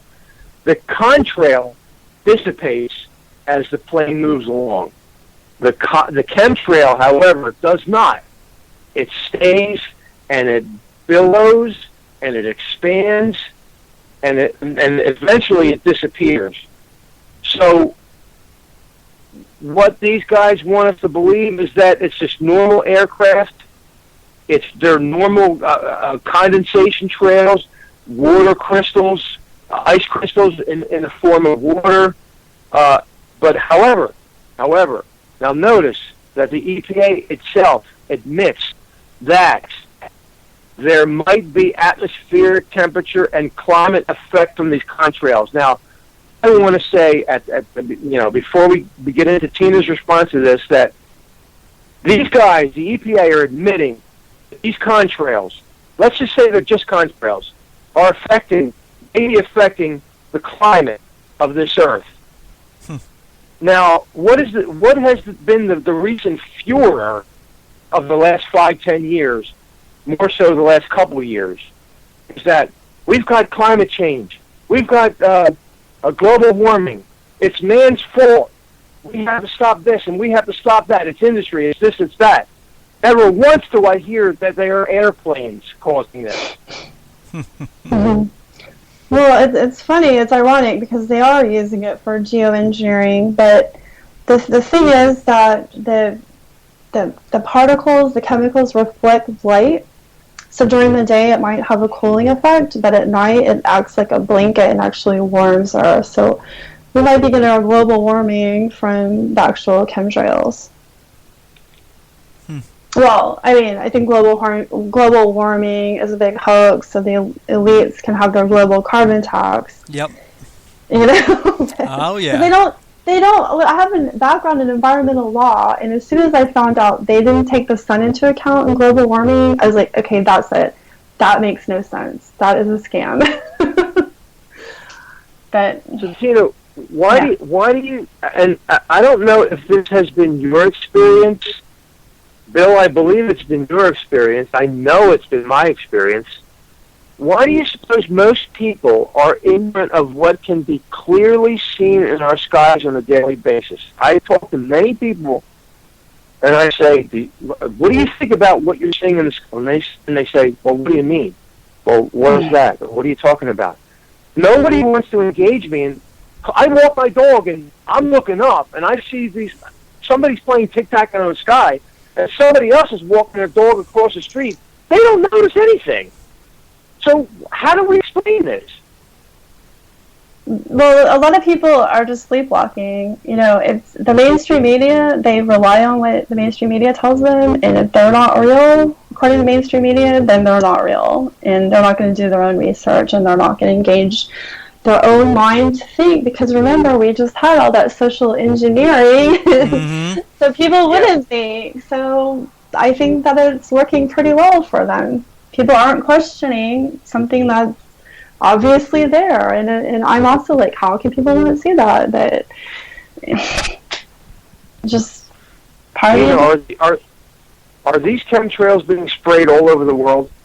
Yes, according to the former Premier of British Columbia, Bill Vander Sam, sorry, and he said that in 2013.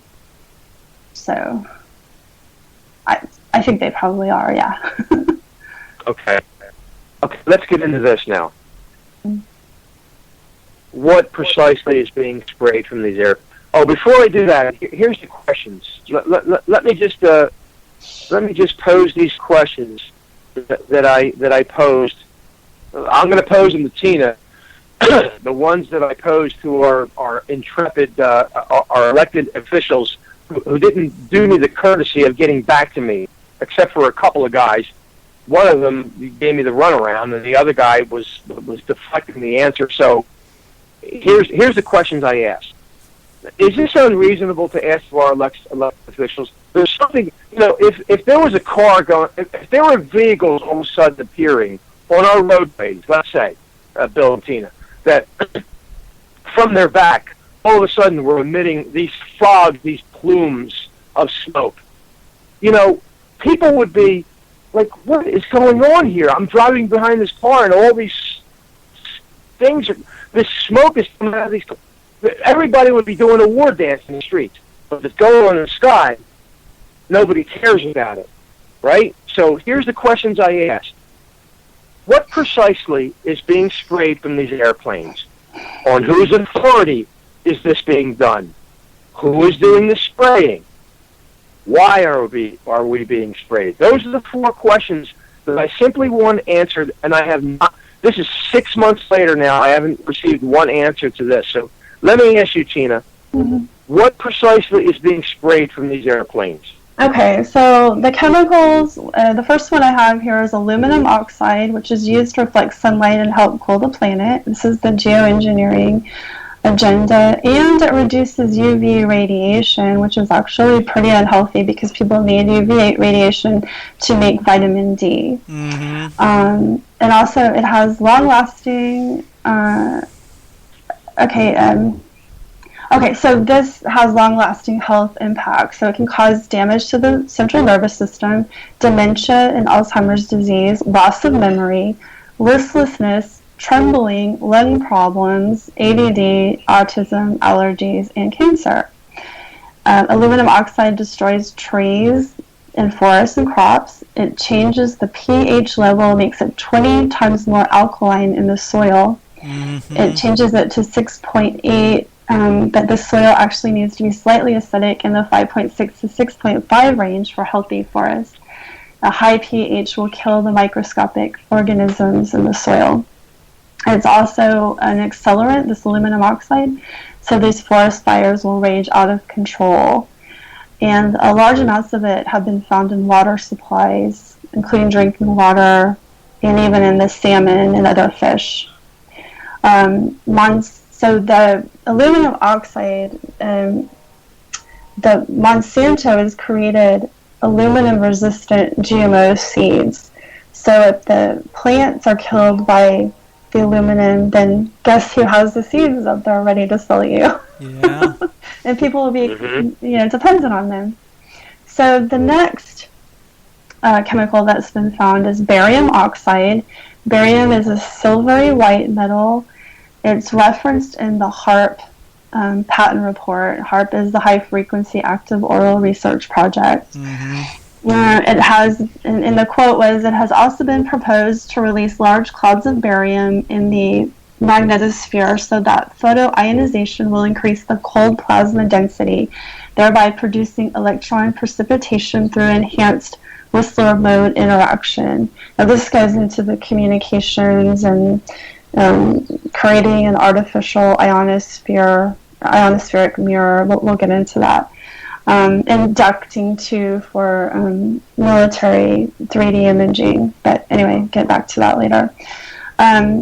Barium compounds dissolve in water, and they also have harmful health effects, and they cause difficulties in breathing, increased blood pressure, changes in heart rhythm, stomach irritation, brain swelling, muscle weakness, damage to the liver, kidney, heart, and spleen, nosebleed, asthma, allergies, pneumonia, upper respiratory symptoms, and increase in arthritis. Fluoride is another chemical they found which suppresses the thyroid gland, causes a risk of cancer, dental fluorosis, risk to bone health, brain lesions, autoimmune diseases, and calcifies the pineal gland. Another chemical is ethylene dibromide, which is a non-flammable, colorless liquid at room temperature.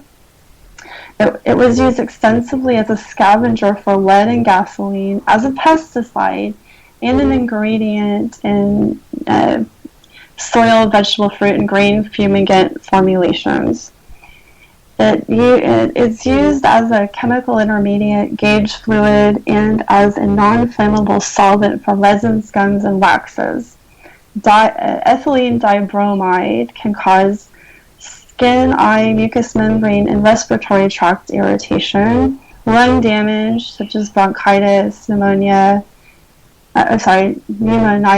pulmonary edema, and hemorrhage, mild central nervous system depressant, abdominal pain, nausea, vomiting, and diarrhea, neurological injury, drowsiness, conjunctivitis, metabolic acidosis. It's a carcinogen and may reduce fertility in men. This might be going towards the depopulation agenda. Anyway, prolonged skin contact to ethylene dibromide can cause blistering and skin ulcers. It can cause damage to your eyes if you get it in your eyes. It can cause temporary blindness. And the inhalation of its vapors in a confined oxygen deficient space has caused rapid loss of consciousness, coma, and death. Another substance they found is called BCTP, which is an anti-anthrax inoculation that was tested on U.S. populations. This is from Project Cloverleaf. They found 26 heavy metals, including arsenic, lead, mercury, uranium, and zinc cadmium sulfide, which is a carcinogen. Also strontium, potassium iodide, copper sulfate, acetylcholine chloride, and thorium.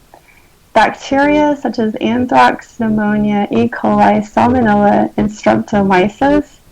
They found human white blood cells, and specifically a restrictor enzyme used in research labs to snip and combine DNA. This may be related to nanotech and Morgellons disease. So Morgellons disease, in case people don't know, it's suspected to be in the chemtrails.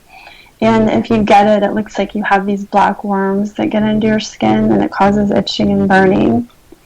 And the nanotech is they think the nanotech is in the chemtrails, but these it's sort of like a cloud of microscopic computer particles that communicate with each other, and with a larger control system could provide capability for interconnected, for communication, basically. Huh.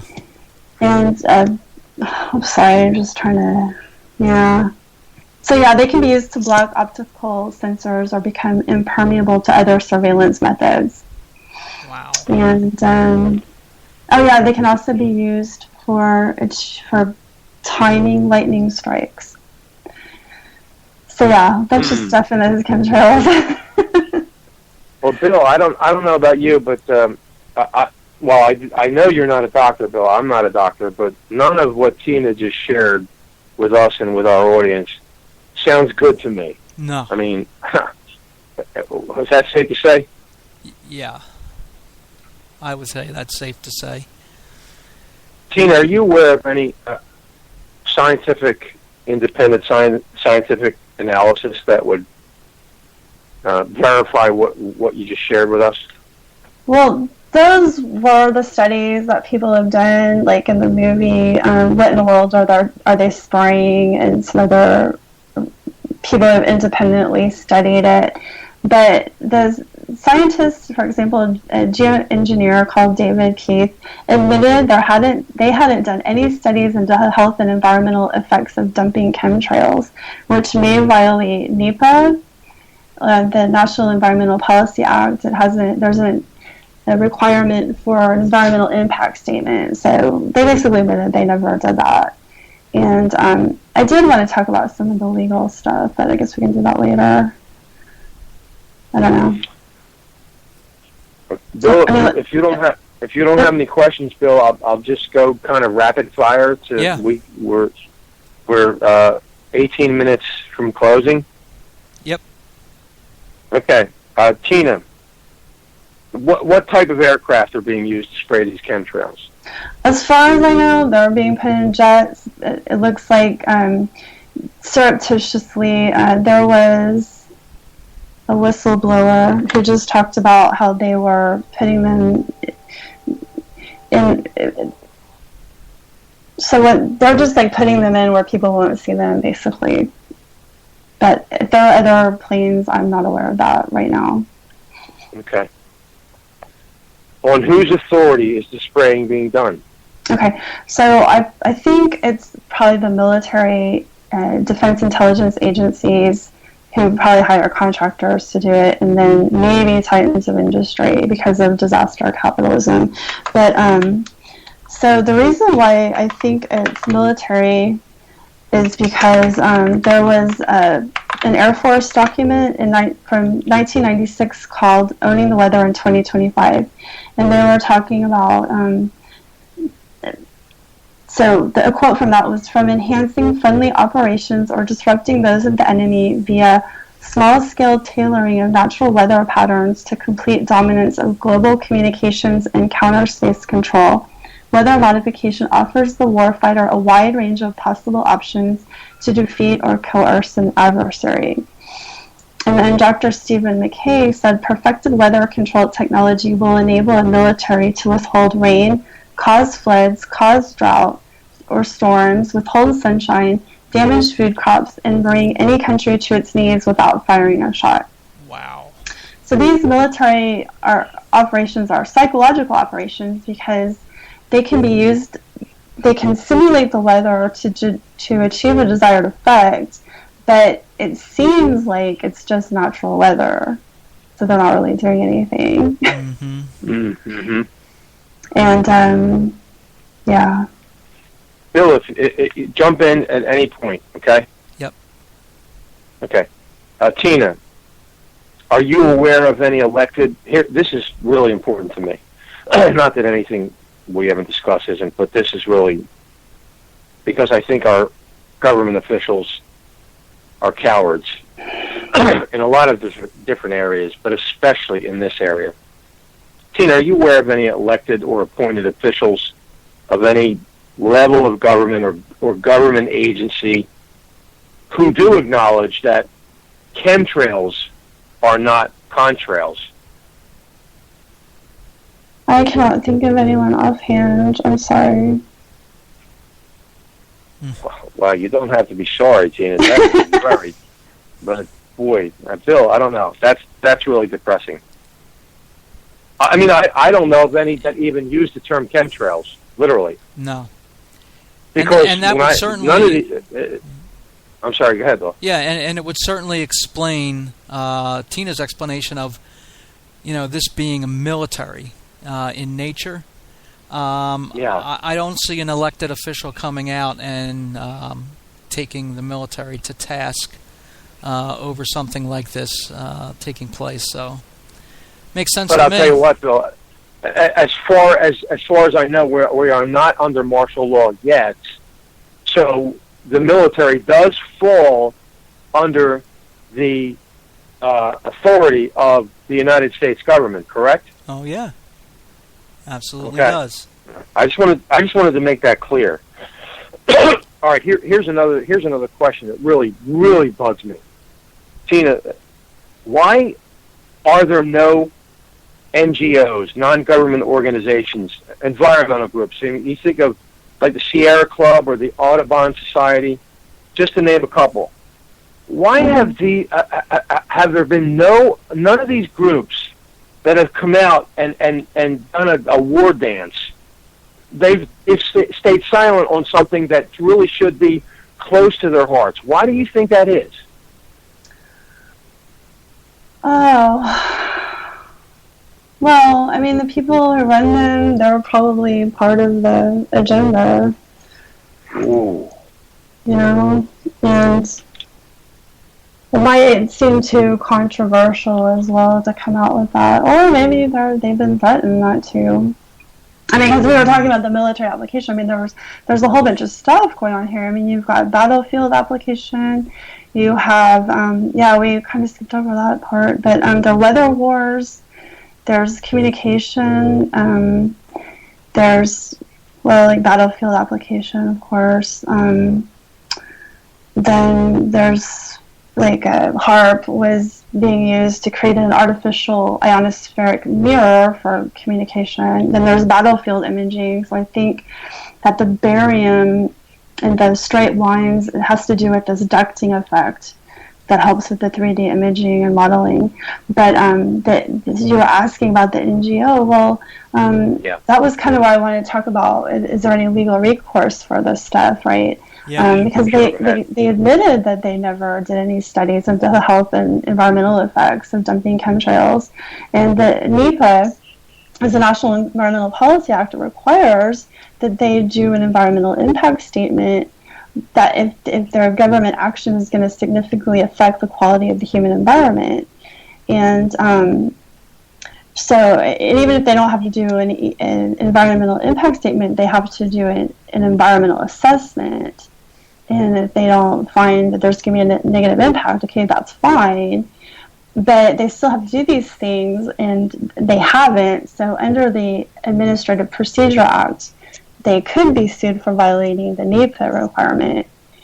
Now, there's also the Clean Air Act, which is supposed to control, air pollution, and there's even a Title II emission standards for moving sources, Part B, aircraft emission standards, sets emission standards for airlines and aircraft engines, and adopts standards set by the International Civil Aviation Organization, and there is a provision for citizen suits.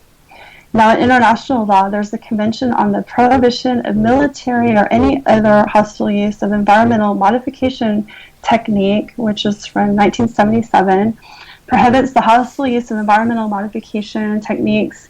Signatories must refrain from any military other hostile use of weather modification which could result in widespread, long-lasting, or severe effects. Now, looking at tort law, you look at trespass to land, which is the wrongful interference with one's possessory rights and real property. So it is a trespass to throw something on the land So possibly dumping chemtrails might qualify, especially if it damages crops or trees or something. A public nuisance would cover a wide variety of minor crimes that threaten the health, safety, comfort, or welfare of the community, and violators may be punished by a criminal sentence or a fine or both. So if they are polluting, they may get a fine plus have to clean up. And the private nuisance is an interference with a person's enjoyment and use of their land. The law recognizes that landowners have the right to the unimpaired condition of their property and to reasonable comfort and convenience in its occupation. So an example of a nuisance that interferes with the physical condition of the land includes destruction of crops, pollution of soil or stream, and underground water supply, etc. Examples of a nuisance interfering with the comfort, convenience, or health of an occupant would be noxious gases, smoke, dust, chemtrails. Mm-hmm. So there are some ways that people might be able to fight back. So how would someone go about doing that, Tina? I mean, how would a suit be brought? Well, you'd have to figure out who's doing it first. Mm-hmm. And we're still trying to nail that down. Whether we think it's the military, Air Force. But well, I mean, you could also just. You think it goes any higher than that? Oh. Yeah, you mean like Illuminati stuff? Yeah, well, like I said, I do think the elites are pushing for a global carbon tax. And, I think that the chemtrails, I think there's several different things going on here. Yeah. Well, unfortunately, we didn't get a chance to go into too much. Oh, there's also disaster capitalism, which we didn't really talk about. But if it goes into commodities futures, so if you know what the weather's going to be like, you can trade based on that. So if you know that they're going to destroy the crops with a drought because they're manipulating the weather, you can bet on that, and you can win. You can make a lot of money that way. And then also there's, like I said, the GMO with the people wanting to sell the aluminum-resistant seeds, Monsanto, mm-hmm. right? So then they get to make money off of that. Well, Bill, I'm going to end up with this. People might think that we're really stretching here, but Bill, we just watched a YouTube yesterday. Mm-hmm. And anybody can go and watch it, and anybody can go look at their cereal box. Mm-hmm. That their Lucky Charms and their Cinnamon Toast Crunch cereals from General Mills have TSP in them, trisodium phosphate, which is a paint stripper. Mm. So if people are not aware of that, people don't look at the ingredients of stuff that they put in their mouths every day. Why are we as toxic as we are as human beings? Because we don't care what the heck we put in our mouths.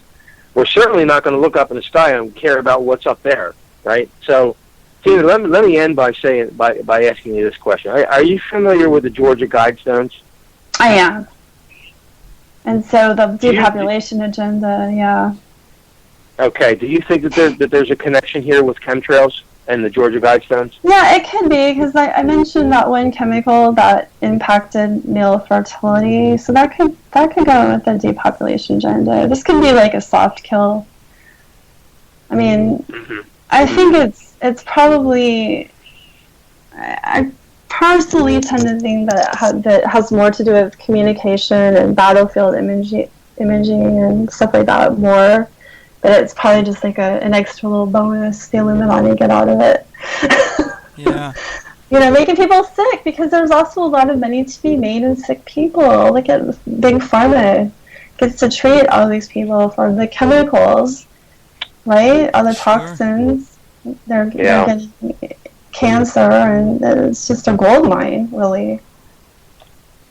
Yeah, boy, Bill and Tina, we really didn't get into big format tonight, and this is something. I mean, we could go on and on and on until all three of us fall asleep at the microphone. So I think that, Tina, we're going to have you back if you would allow us to have you back for another interview. We want to get into so many other different areas that are pertaining to what we talked to tonight, and maybe shed a little bit more light about what we talked about tonight. So.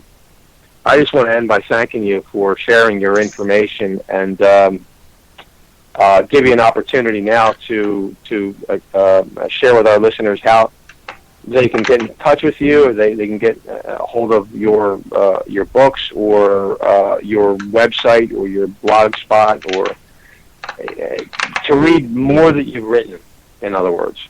Oh, sure. So my blog is Macca. Macca.blogspot.com, and that has a bunch of information about Paul McCartney, but also some other different doubles. And also my book is The Splitting Image, Exposing the Secret World of Doubles, Decoys, and Imposter Replacements, and that's on Amazon and some other places. But and you can also email me. The email is on my blog, and I'm on Facebook, so Tina Foster, and feel free to message me, and I get back to people with emails and stuff, so yeah, that'd be fun. Bill? Yeah, super. Yes. Tina, when I considered sending you the instant message to invite you on, I was hoping to get the kind of response that we got from you, and I'm sure Joe and I would agree that we've really enjoyed these past 2 hours having you on these two subjects that we were able to cover tonight, and hopefully we can get you back on and we'll explore it a little bit deeper.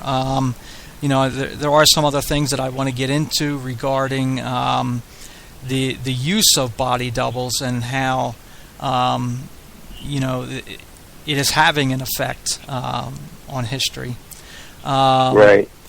And we want to get into more regarding the Illuminati agenda and the dark areas of the Illuminati and what they stand for. So hopefully we can arrange to have you back on to talk about those things.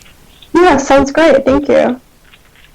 Hey, for what we're paying Tina, she's going to come back. I guarantee you that, Bill. Yeah, she is. Tina, thanks again. Thank you. It's really been a blessing for us to reach out into some different areas. One of the things that the scriptures tell us is that as Christians we're supposed to expose evil in our time, and it's one of the things that the Apostle Paul did in his day. And he exposed evil, and I think that it's important for us to when we encounter this kind of thing to expose it, and you've certainly done that, Tina, and in so many different areas, and I want to thank you for that. Thank you. Appreciate that. Sure. Okay, Tina. Okay, well, you guys have a great night, and I'll talk to you next time. Thanks, Tina. Thanks you so much. Bye-bye. Bye. Bye.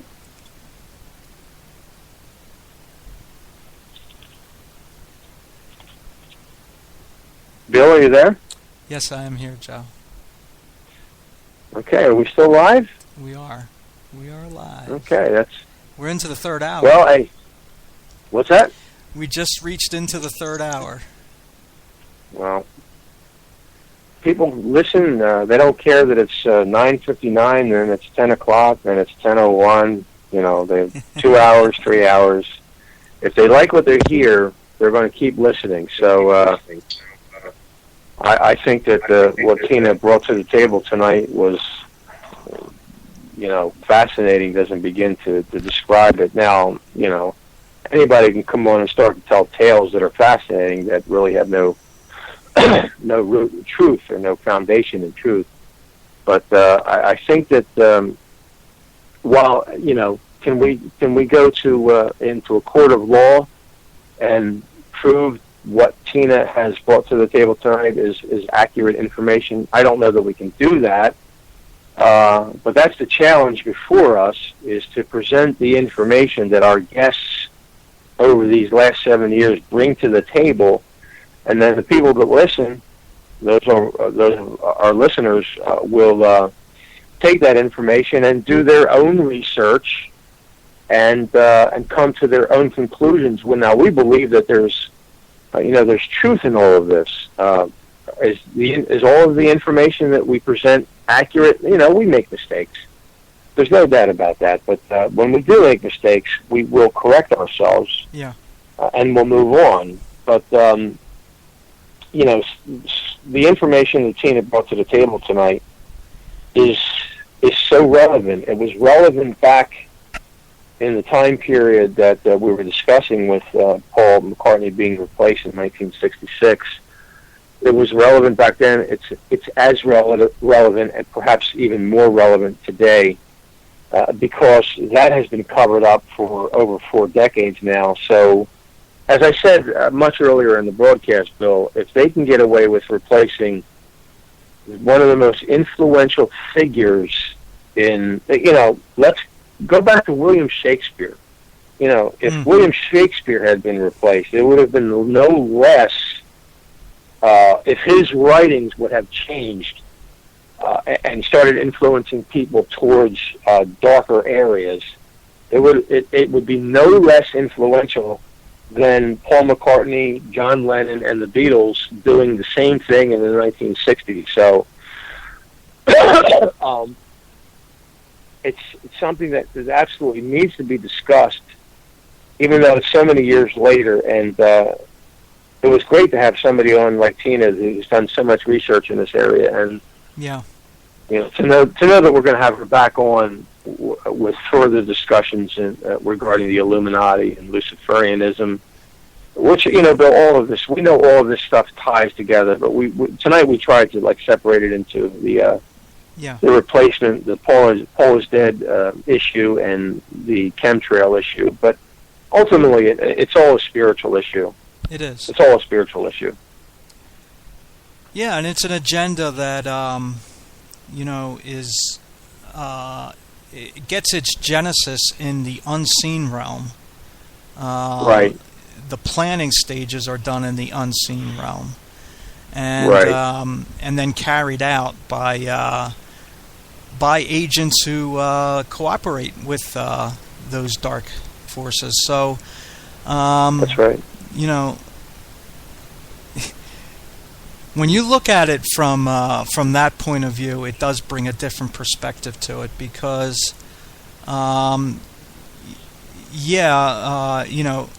looking at it on a human level, some might say, well, you're really just speculating, but yet we have a more sure area of influence that we can look at, right? Because the scriptures talk about this area of spiritual warfare, and Tina even talked about it tonight. And the way that is carried out, is multifaceted, and if you can influence people, the way that she explained social engineering taking place, if you can do that, and you mentioned this earlier today, Joe, in one of our text message going back and forth, it really is setting the stage for a future event in the bringing about the man of lawlessness, And That's right. and I think it all does tie together to that. You know, I was fascinated by Tina's explanation of one of the chemicals, and one of them being a way of communication. And boy, that just That's amazing. it set an alarm off Amazing. for me. Yeah. You know, and you know, in some of the issues that I'm dealing with physically. You Right. know, when I listened to some of the things that she talked about, Yeah. those chemicals, and and I can say, yeah, I can relate to that. No question. And who knows, Joe, where any of that got its start in my physical system. So That's right. Could it be from that? Hey, who's to say it isn't? So you know, That's right. That's exactly right. When you consider, Joe, the questions, those 4 questions, and that is what it all boils down to in regards to these chemtrails, and those 4 questions can't be answered by anyone, or are refused to be answered by any of these elected That's right, officials, yeah. because it then will point back to an agenda that goes even deeper and darker than they want to admit. That's right, because if they say that, well, it's out of our hands, it's the military, then it does point back to them, because, as I said, the military comes under the authority of our government. You know, the president being the Commander-in-Chief. the commander-in-chief of the military. So there's really no way to pass the buck when it comes to chemtrails. Whoever is doing, let's just play a game here and say it was a private. Let's say we're in the age of terrorism. Let's say it's ISIS up there boarding these planes and spraying these chemicals. So who's responsible ultimately for ending it? Well, certainly it's those who have authority, according to the Constitution, to keep us safe from foreign or domestic enemies. Now, whoever is, let's get past the contrail chemtrail nonsense. I mean, that is nonsense. As a kid, it's absolute nonsense. As a child, I remember the skies. There were no such things as we're seeing today. No. In the 70s, in the 80s, maybe in the 90s, but some people are saying that they were I don't even remember them in the 90s. No, I don't certainly remember them in the last 10 years, and certainly in the last 5 years, ramping up. Yeah. So let's get past the nonsense that this is natural. And even in the CPA sheet, Bill, they're trying to tell me and you that it's not even totally the explanation isn't a totally jet engine exhaust. It's actually activating the water vapor that is in the atmosphere around these jets as they pass through the atmosphere. Now that's total nonsense, because if that were the case, then we would have been seeing these, because that EPA sheet that I read earlier admitted as much, that it's military and it's private. Yeah. We would have been seeing this all through the decades. We have not. I have not been told that we have new technology as far as aircraft, whether military or private. I have not been told.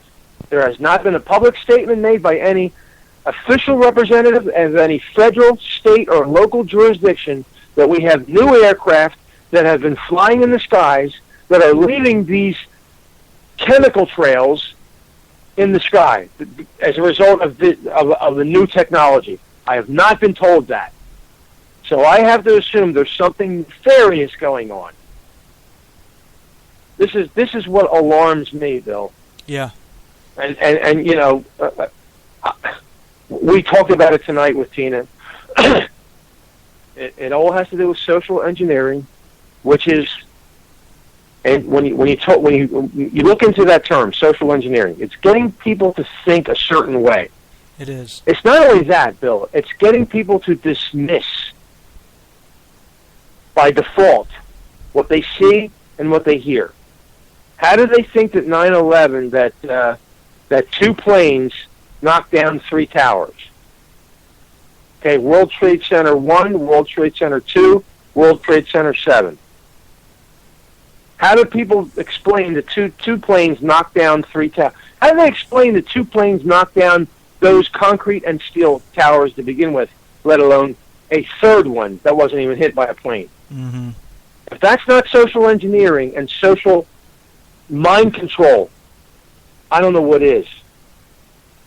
It's the same thing when you look at the specifics of Sandy Hook, of Boston, mm-hmm. of Charleston.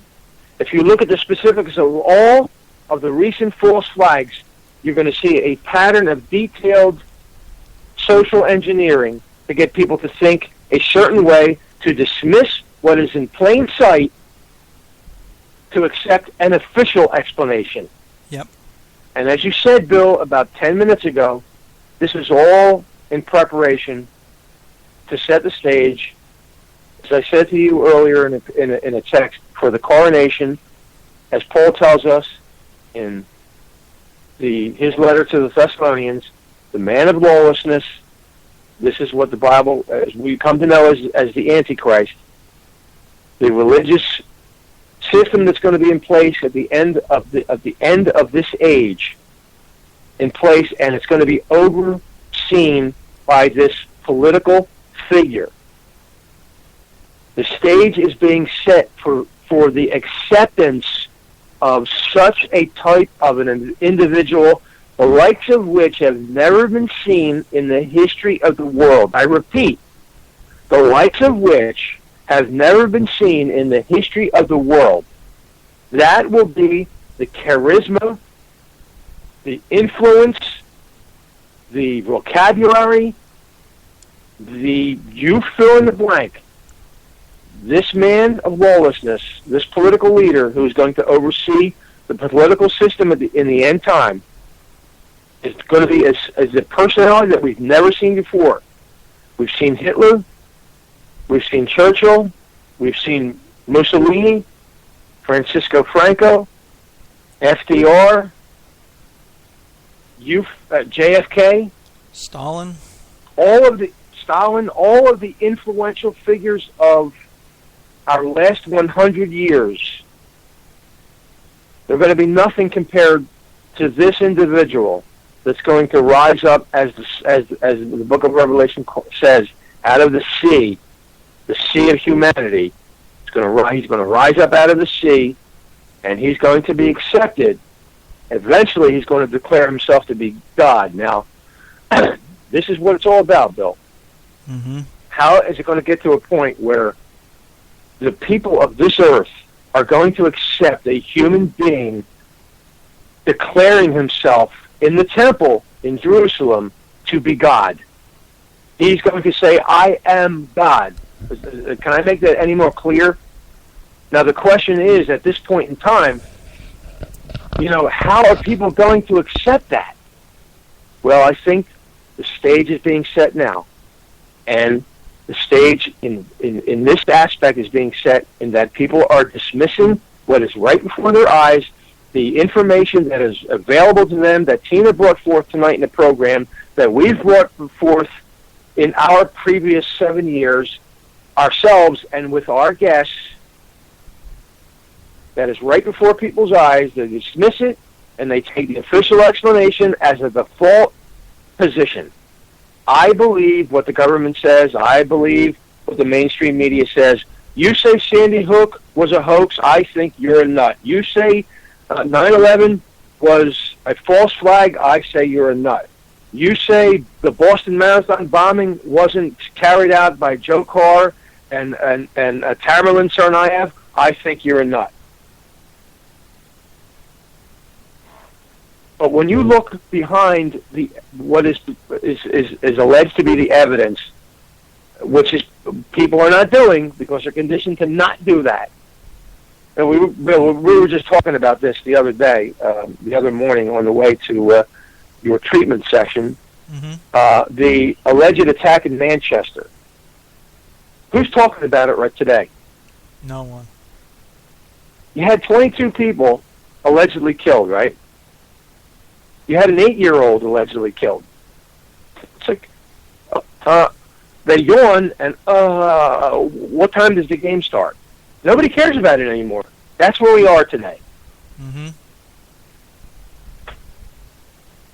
So this is my long-winded explanation of confirming what you said earlier. Is, and we've said this many times in our previous broadcast, that all we can do is sound the alarm, be ready, because someday somebody's going to say that they're God. And I don't know if they're going to be able to access these broadcasts or not at that time. I don't know. But people, you're being prepared to be duped. You're being prepared to be duped on small scales, medium range scales, and large scales. Large scale 9/11, or smaller scale Sandy Hook.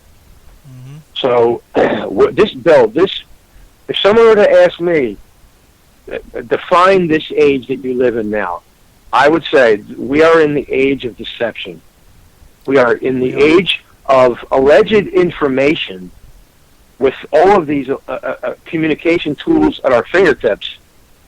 We're in the alleged age of information.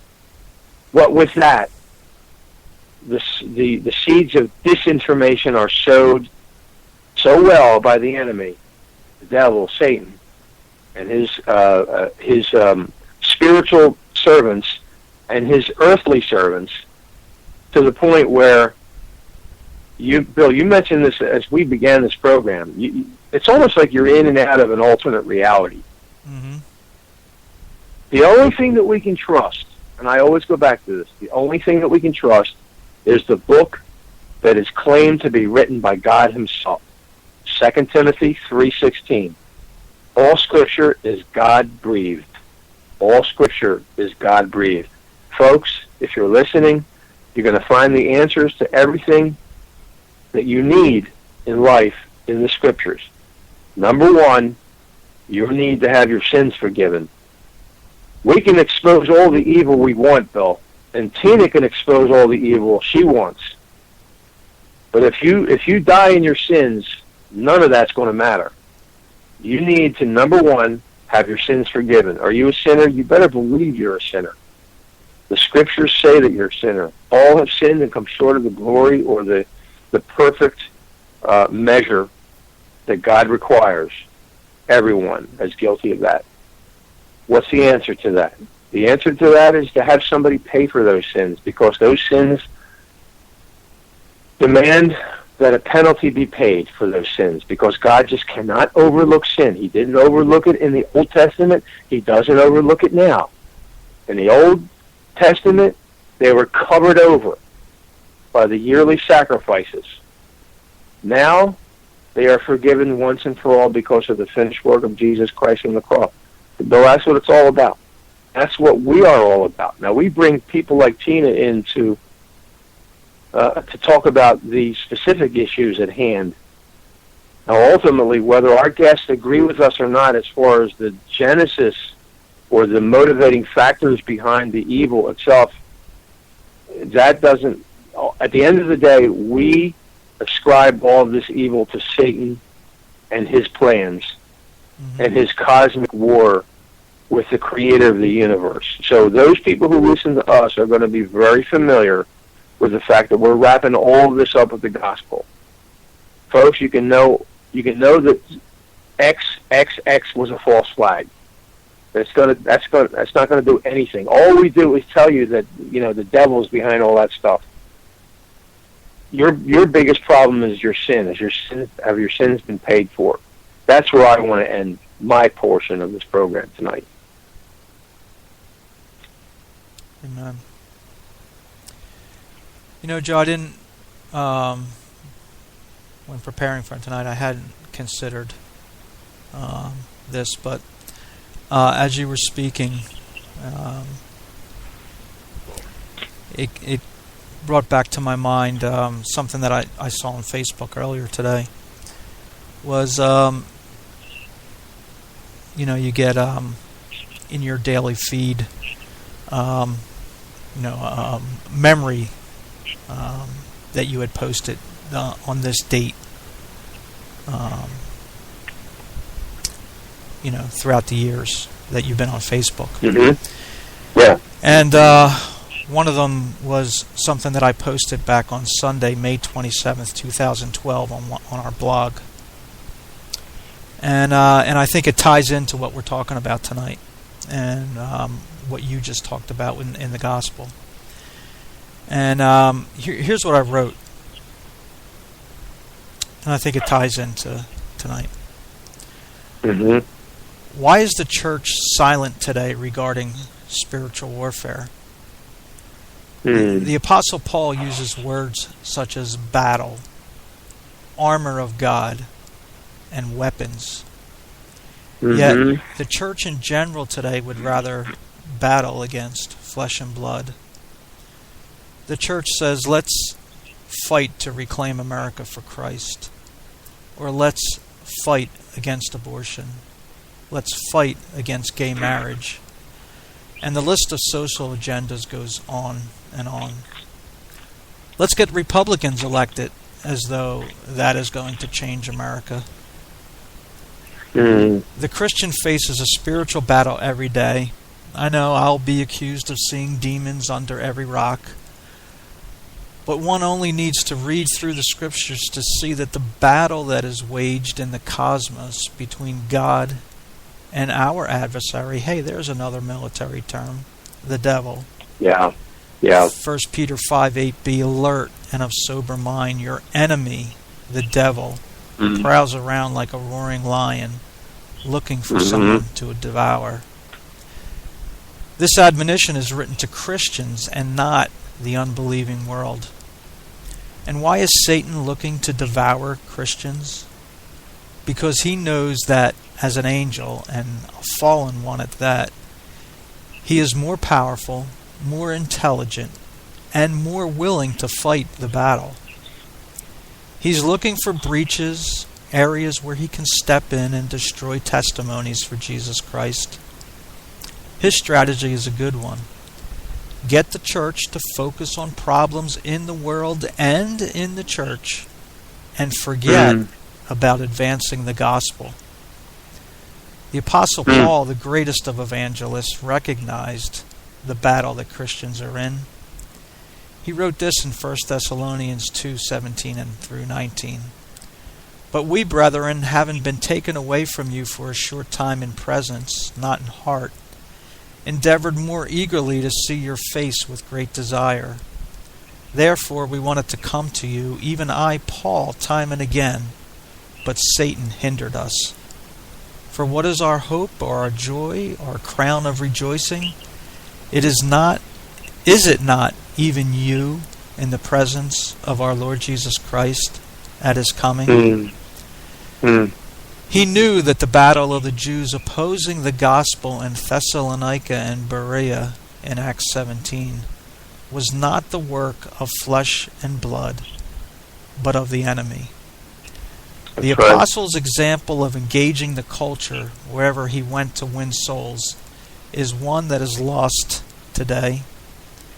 He wrote this, when the Jews in Thessalonica learned that Paul was preaching the word of God at Berea, they went there too, agitating the crowds and stirring them up. The brothers immediately sent Paul to the coast, but Silas and Timothy stayed at Berea. The men who escorted Paul brought him to Athens and then left with instructions for Silas and Timothy to join him as soon as possible. This you can read in the book of Acts. While Paul was waiting for them in Athens, he was greatly distressed to see that the city was full of idols. So he reasoned in the synagogue with the Jews and the God-fearing Greeks, as well as in the marketplace day by day, with those who happened to be there. A group of Epicurean and Stoic philosophers began to dispute with him. Some of them asked, "What is this babbler trying to say?" Others remarked, He seems to be advocating foreign gods. They said this because Paul was preaching the good news about Jesus and the resurrection. Then they took him and brought him to a meeting of the Areopagus, where they said to him, "May we know what this new teaching is that you are presenting? You are bringing some strange ideas to our ears, and we want to know what they mean." All of the Athenians and the foreigners who lived there spent their time doing nothing but talking about and listening to latest ideas. Paul then stood up in the meeting of the Areopagus and said, "Men of Athens, I see that in every way you are very religious, for as I walked around and looked carefully at your objects of worship, I found an altar with this inscription, 'To an unknown God.' Now what you worship as something unknown I'm going to proclaim to you. The God who made the world and everything in it is the Lord of heaven and earth, and does not live in temples built by hands. And he's not served by human hands as if he needed anything, because he himself gives all men life and breath and everything else. From one man he made every nation of men, that they should inhabit the whole earth, and he determined the time set for them and the exact place where they should live. God did this so that the men would seek him and perhaps reach out for him and find him, though he is not far from each one of us.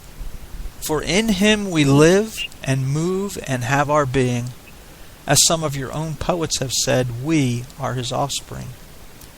Therefore, since we are God's offspring, we should not think that the divine being is like gold or silver or stone, an image that is made by man's design and will. In the past, God overlooked such ignorance, but now he commands all people everywhere to repent. For he has set a day when he will judge the world with justice by the man he has appointed. He has given proof of this to all men by raising him from the dead. When they heard about the resurrection of the dead, some of them sneered, but others said, "We want to hear you again on this subject." At that, Paul left the council. A few of those men became followers of Paul and believed. Among them was Dionysius, a member of the Areopagus, also a woman named Damaris, and a number of others. This was from Acts 17:13 through 34. See, the church in general is more interested in fighting social battles than just doing what Jesus commanded them to do before he went back to heaven. This is Matthew 28:16 through 20. Then the 11 disciples went to Galilee, to the mountain where Jesus had told them to go.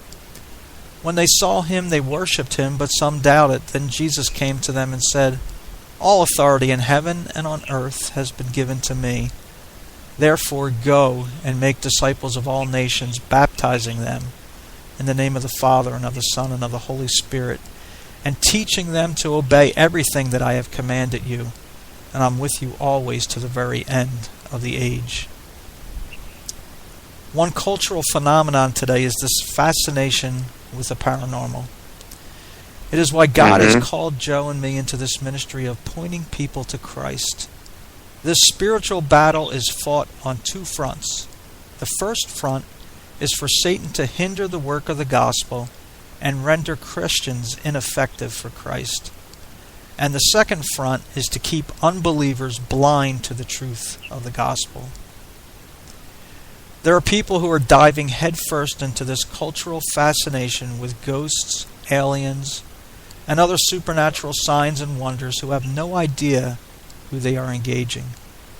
And whenever a demonic entity has someone in their grip, and these people then look to the church for answers, they are either scoffed at or considered crazy. It's time that Christians engage the culture again, like Paul, and share the gospel to whoever needs to hear.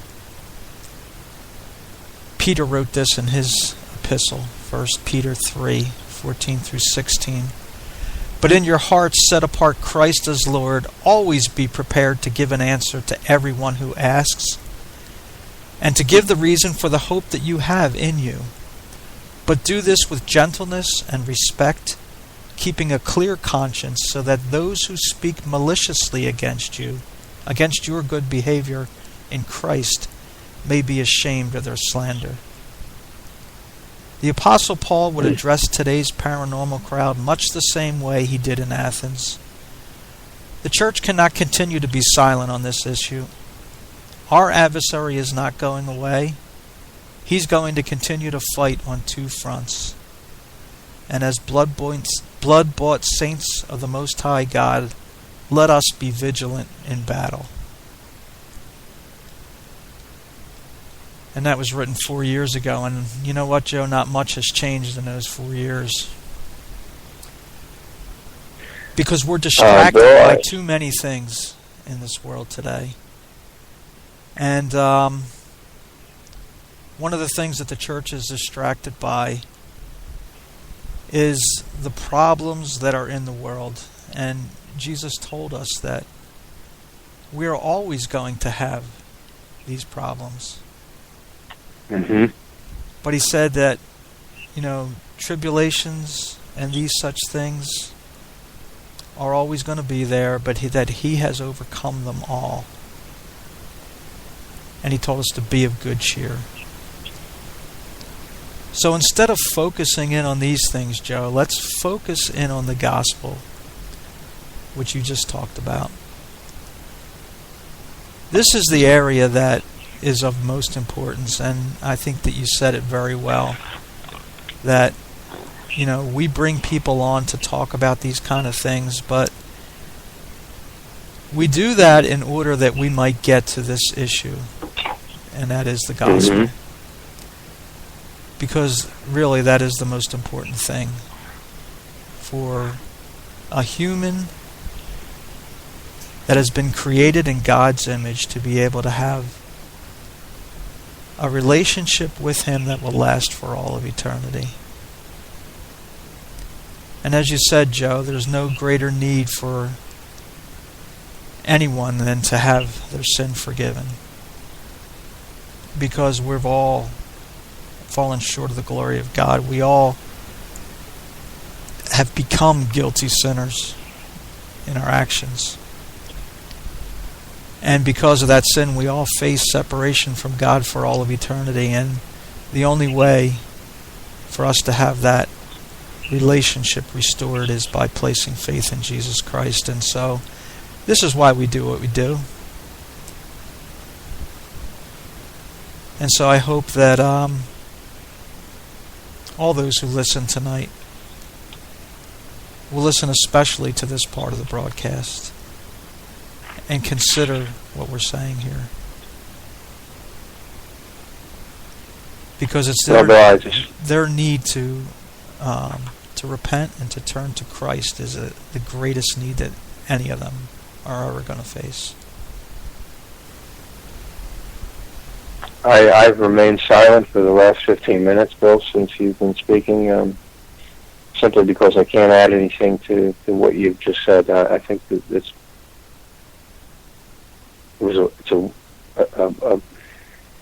you couldn't have said it any better. So I'm just going to end by saying, please listen to what Bill said for the last 15 minutes, and I'm going to drop off right now.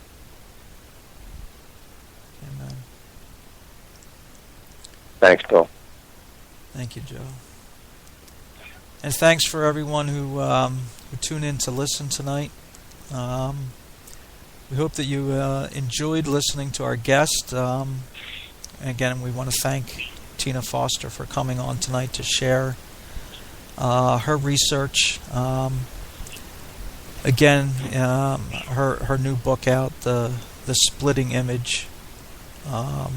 Get a hold of that, because as I said to Joe tonight, I was just blown away by the amount of research, and when you look at her references in that book, you'll be astounded. So we hope you enjoyed listening to her. We thank you for listening to Answers for the Paranormal, and hope that the next time that we get together, we'll have Tina back on again, and you can hear more for 2 hours on what she will share with us. So, Joe, I'm about out of energy. I don't know how you feel, but I just want to wrap up with this. Thanks to you, Joe, for your preparation with your questions tonight. And thanks again to Tina for what she brought to the show tonight. And thanks to all the listeners who either listened live tonight or will access the podcast in the future. Thanks for supporting us on Answers for the Paranormal, and look forward to the time when we can get on with you again next. So, Joe, good night, and we'll catch you next time on Answers for the Paranormal. Good night, brother, and good night to all those who are listening, and God bless you. God bless. Amen.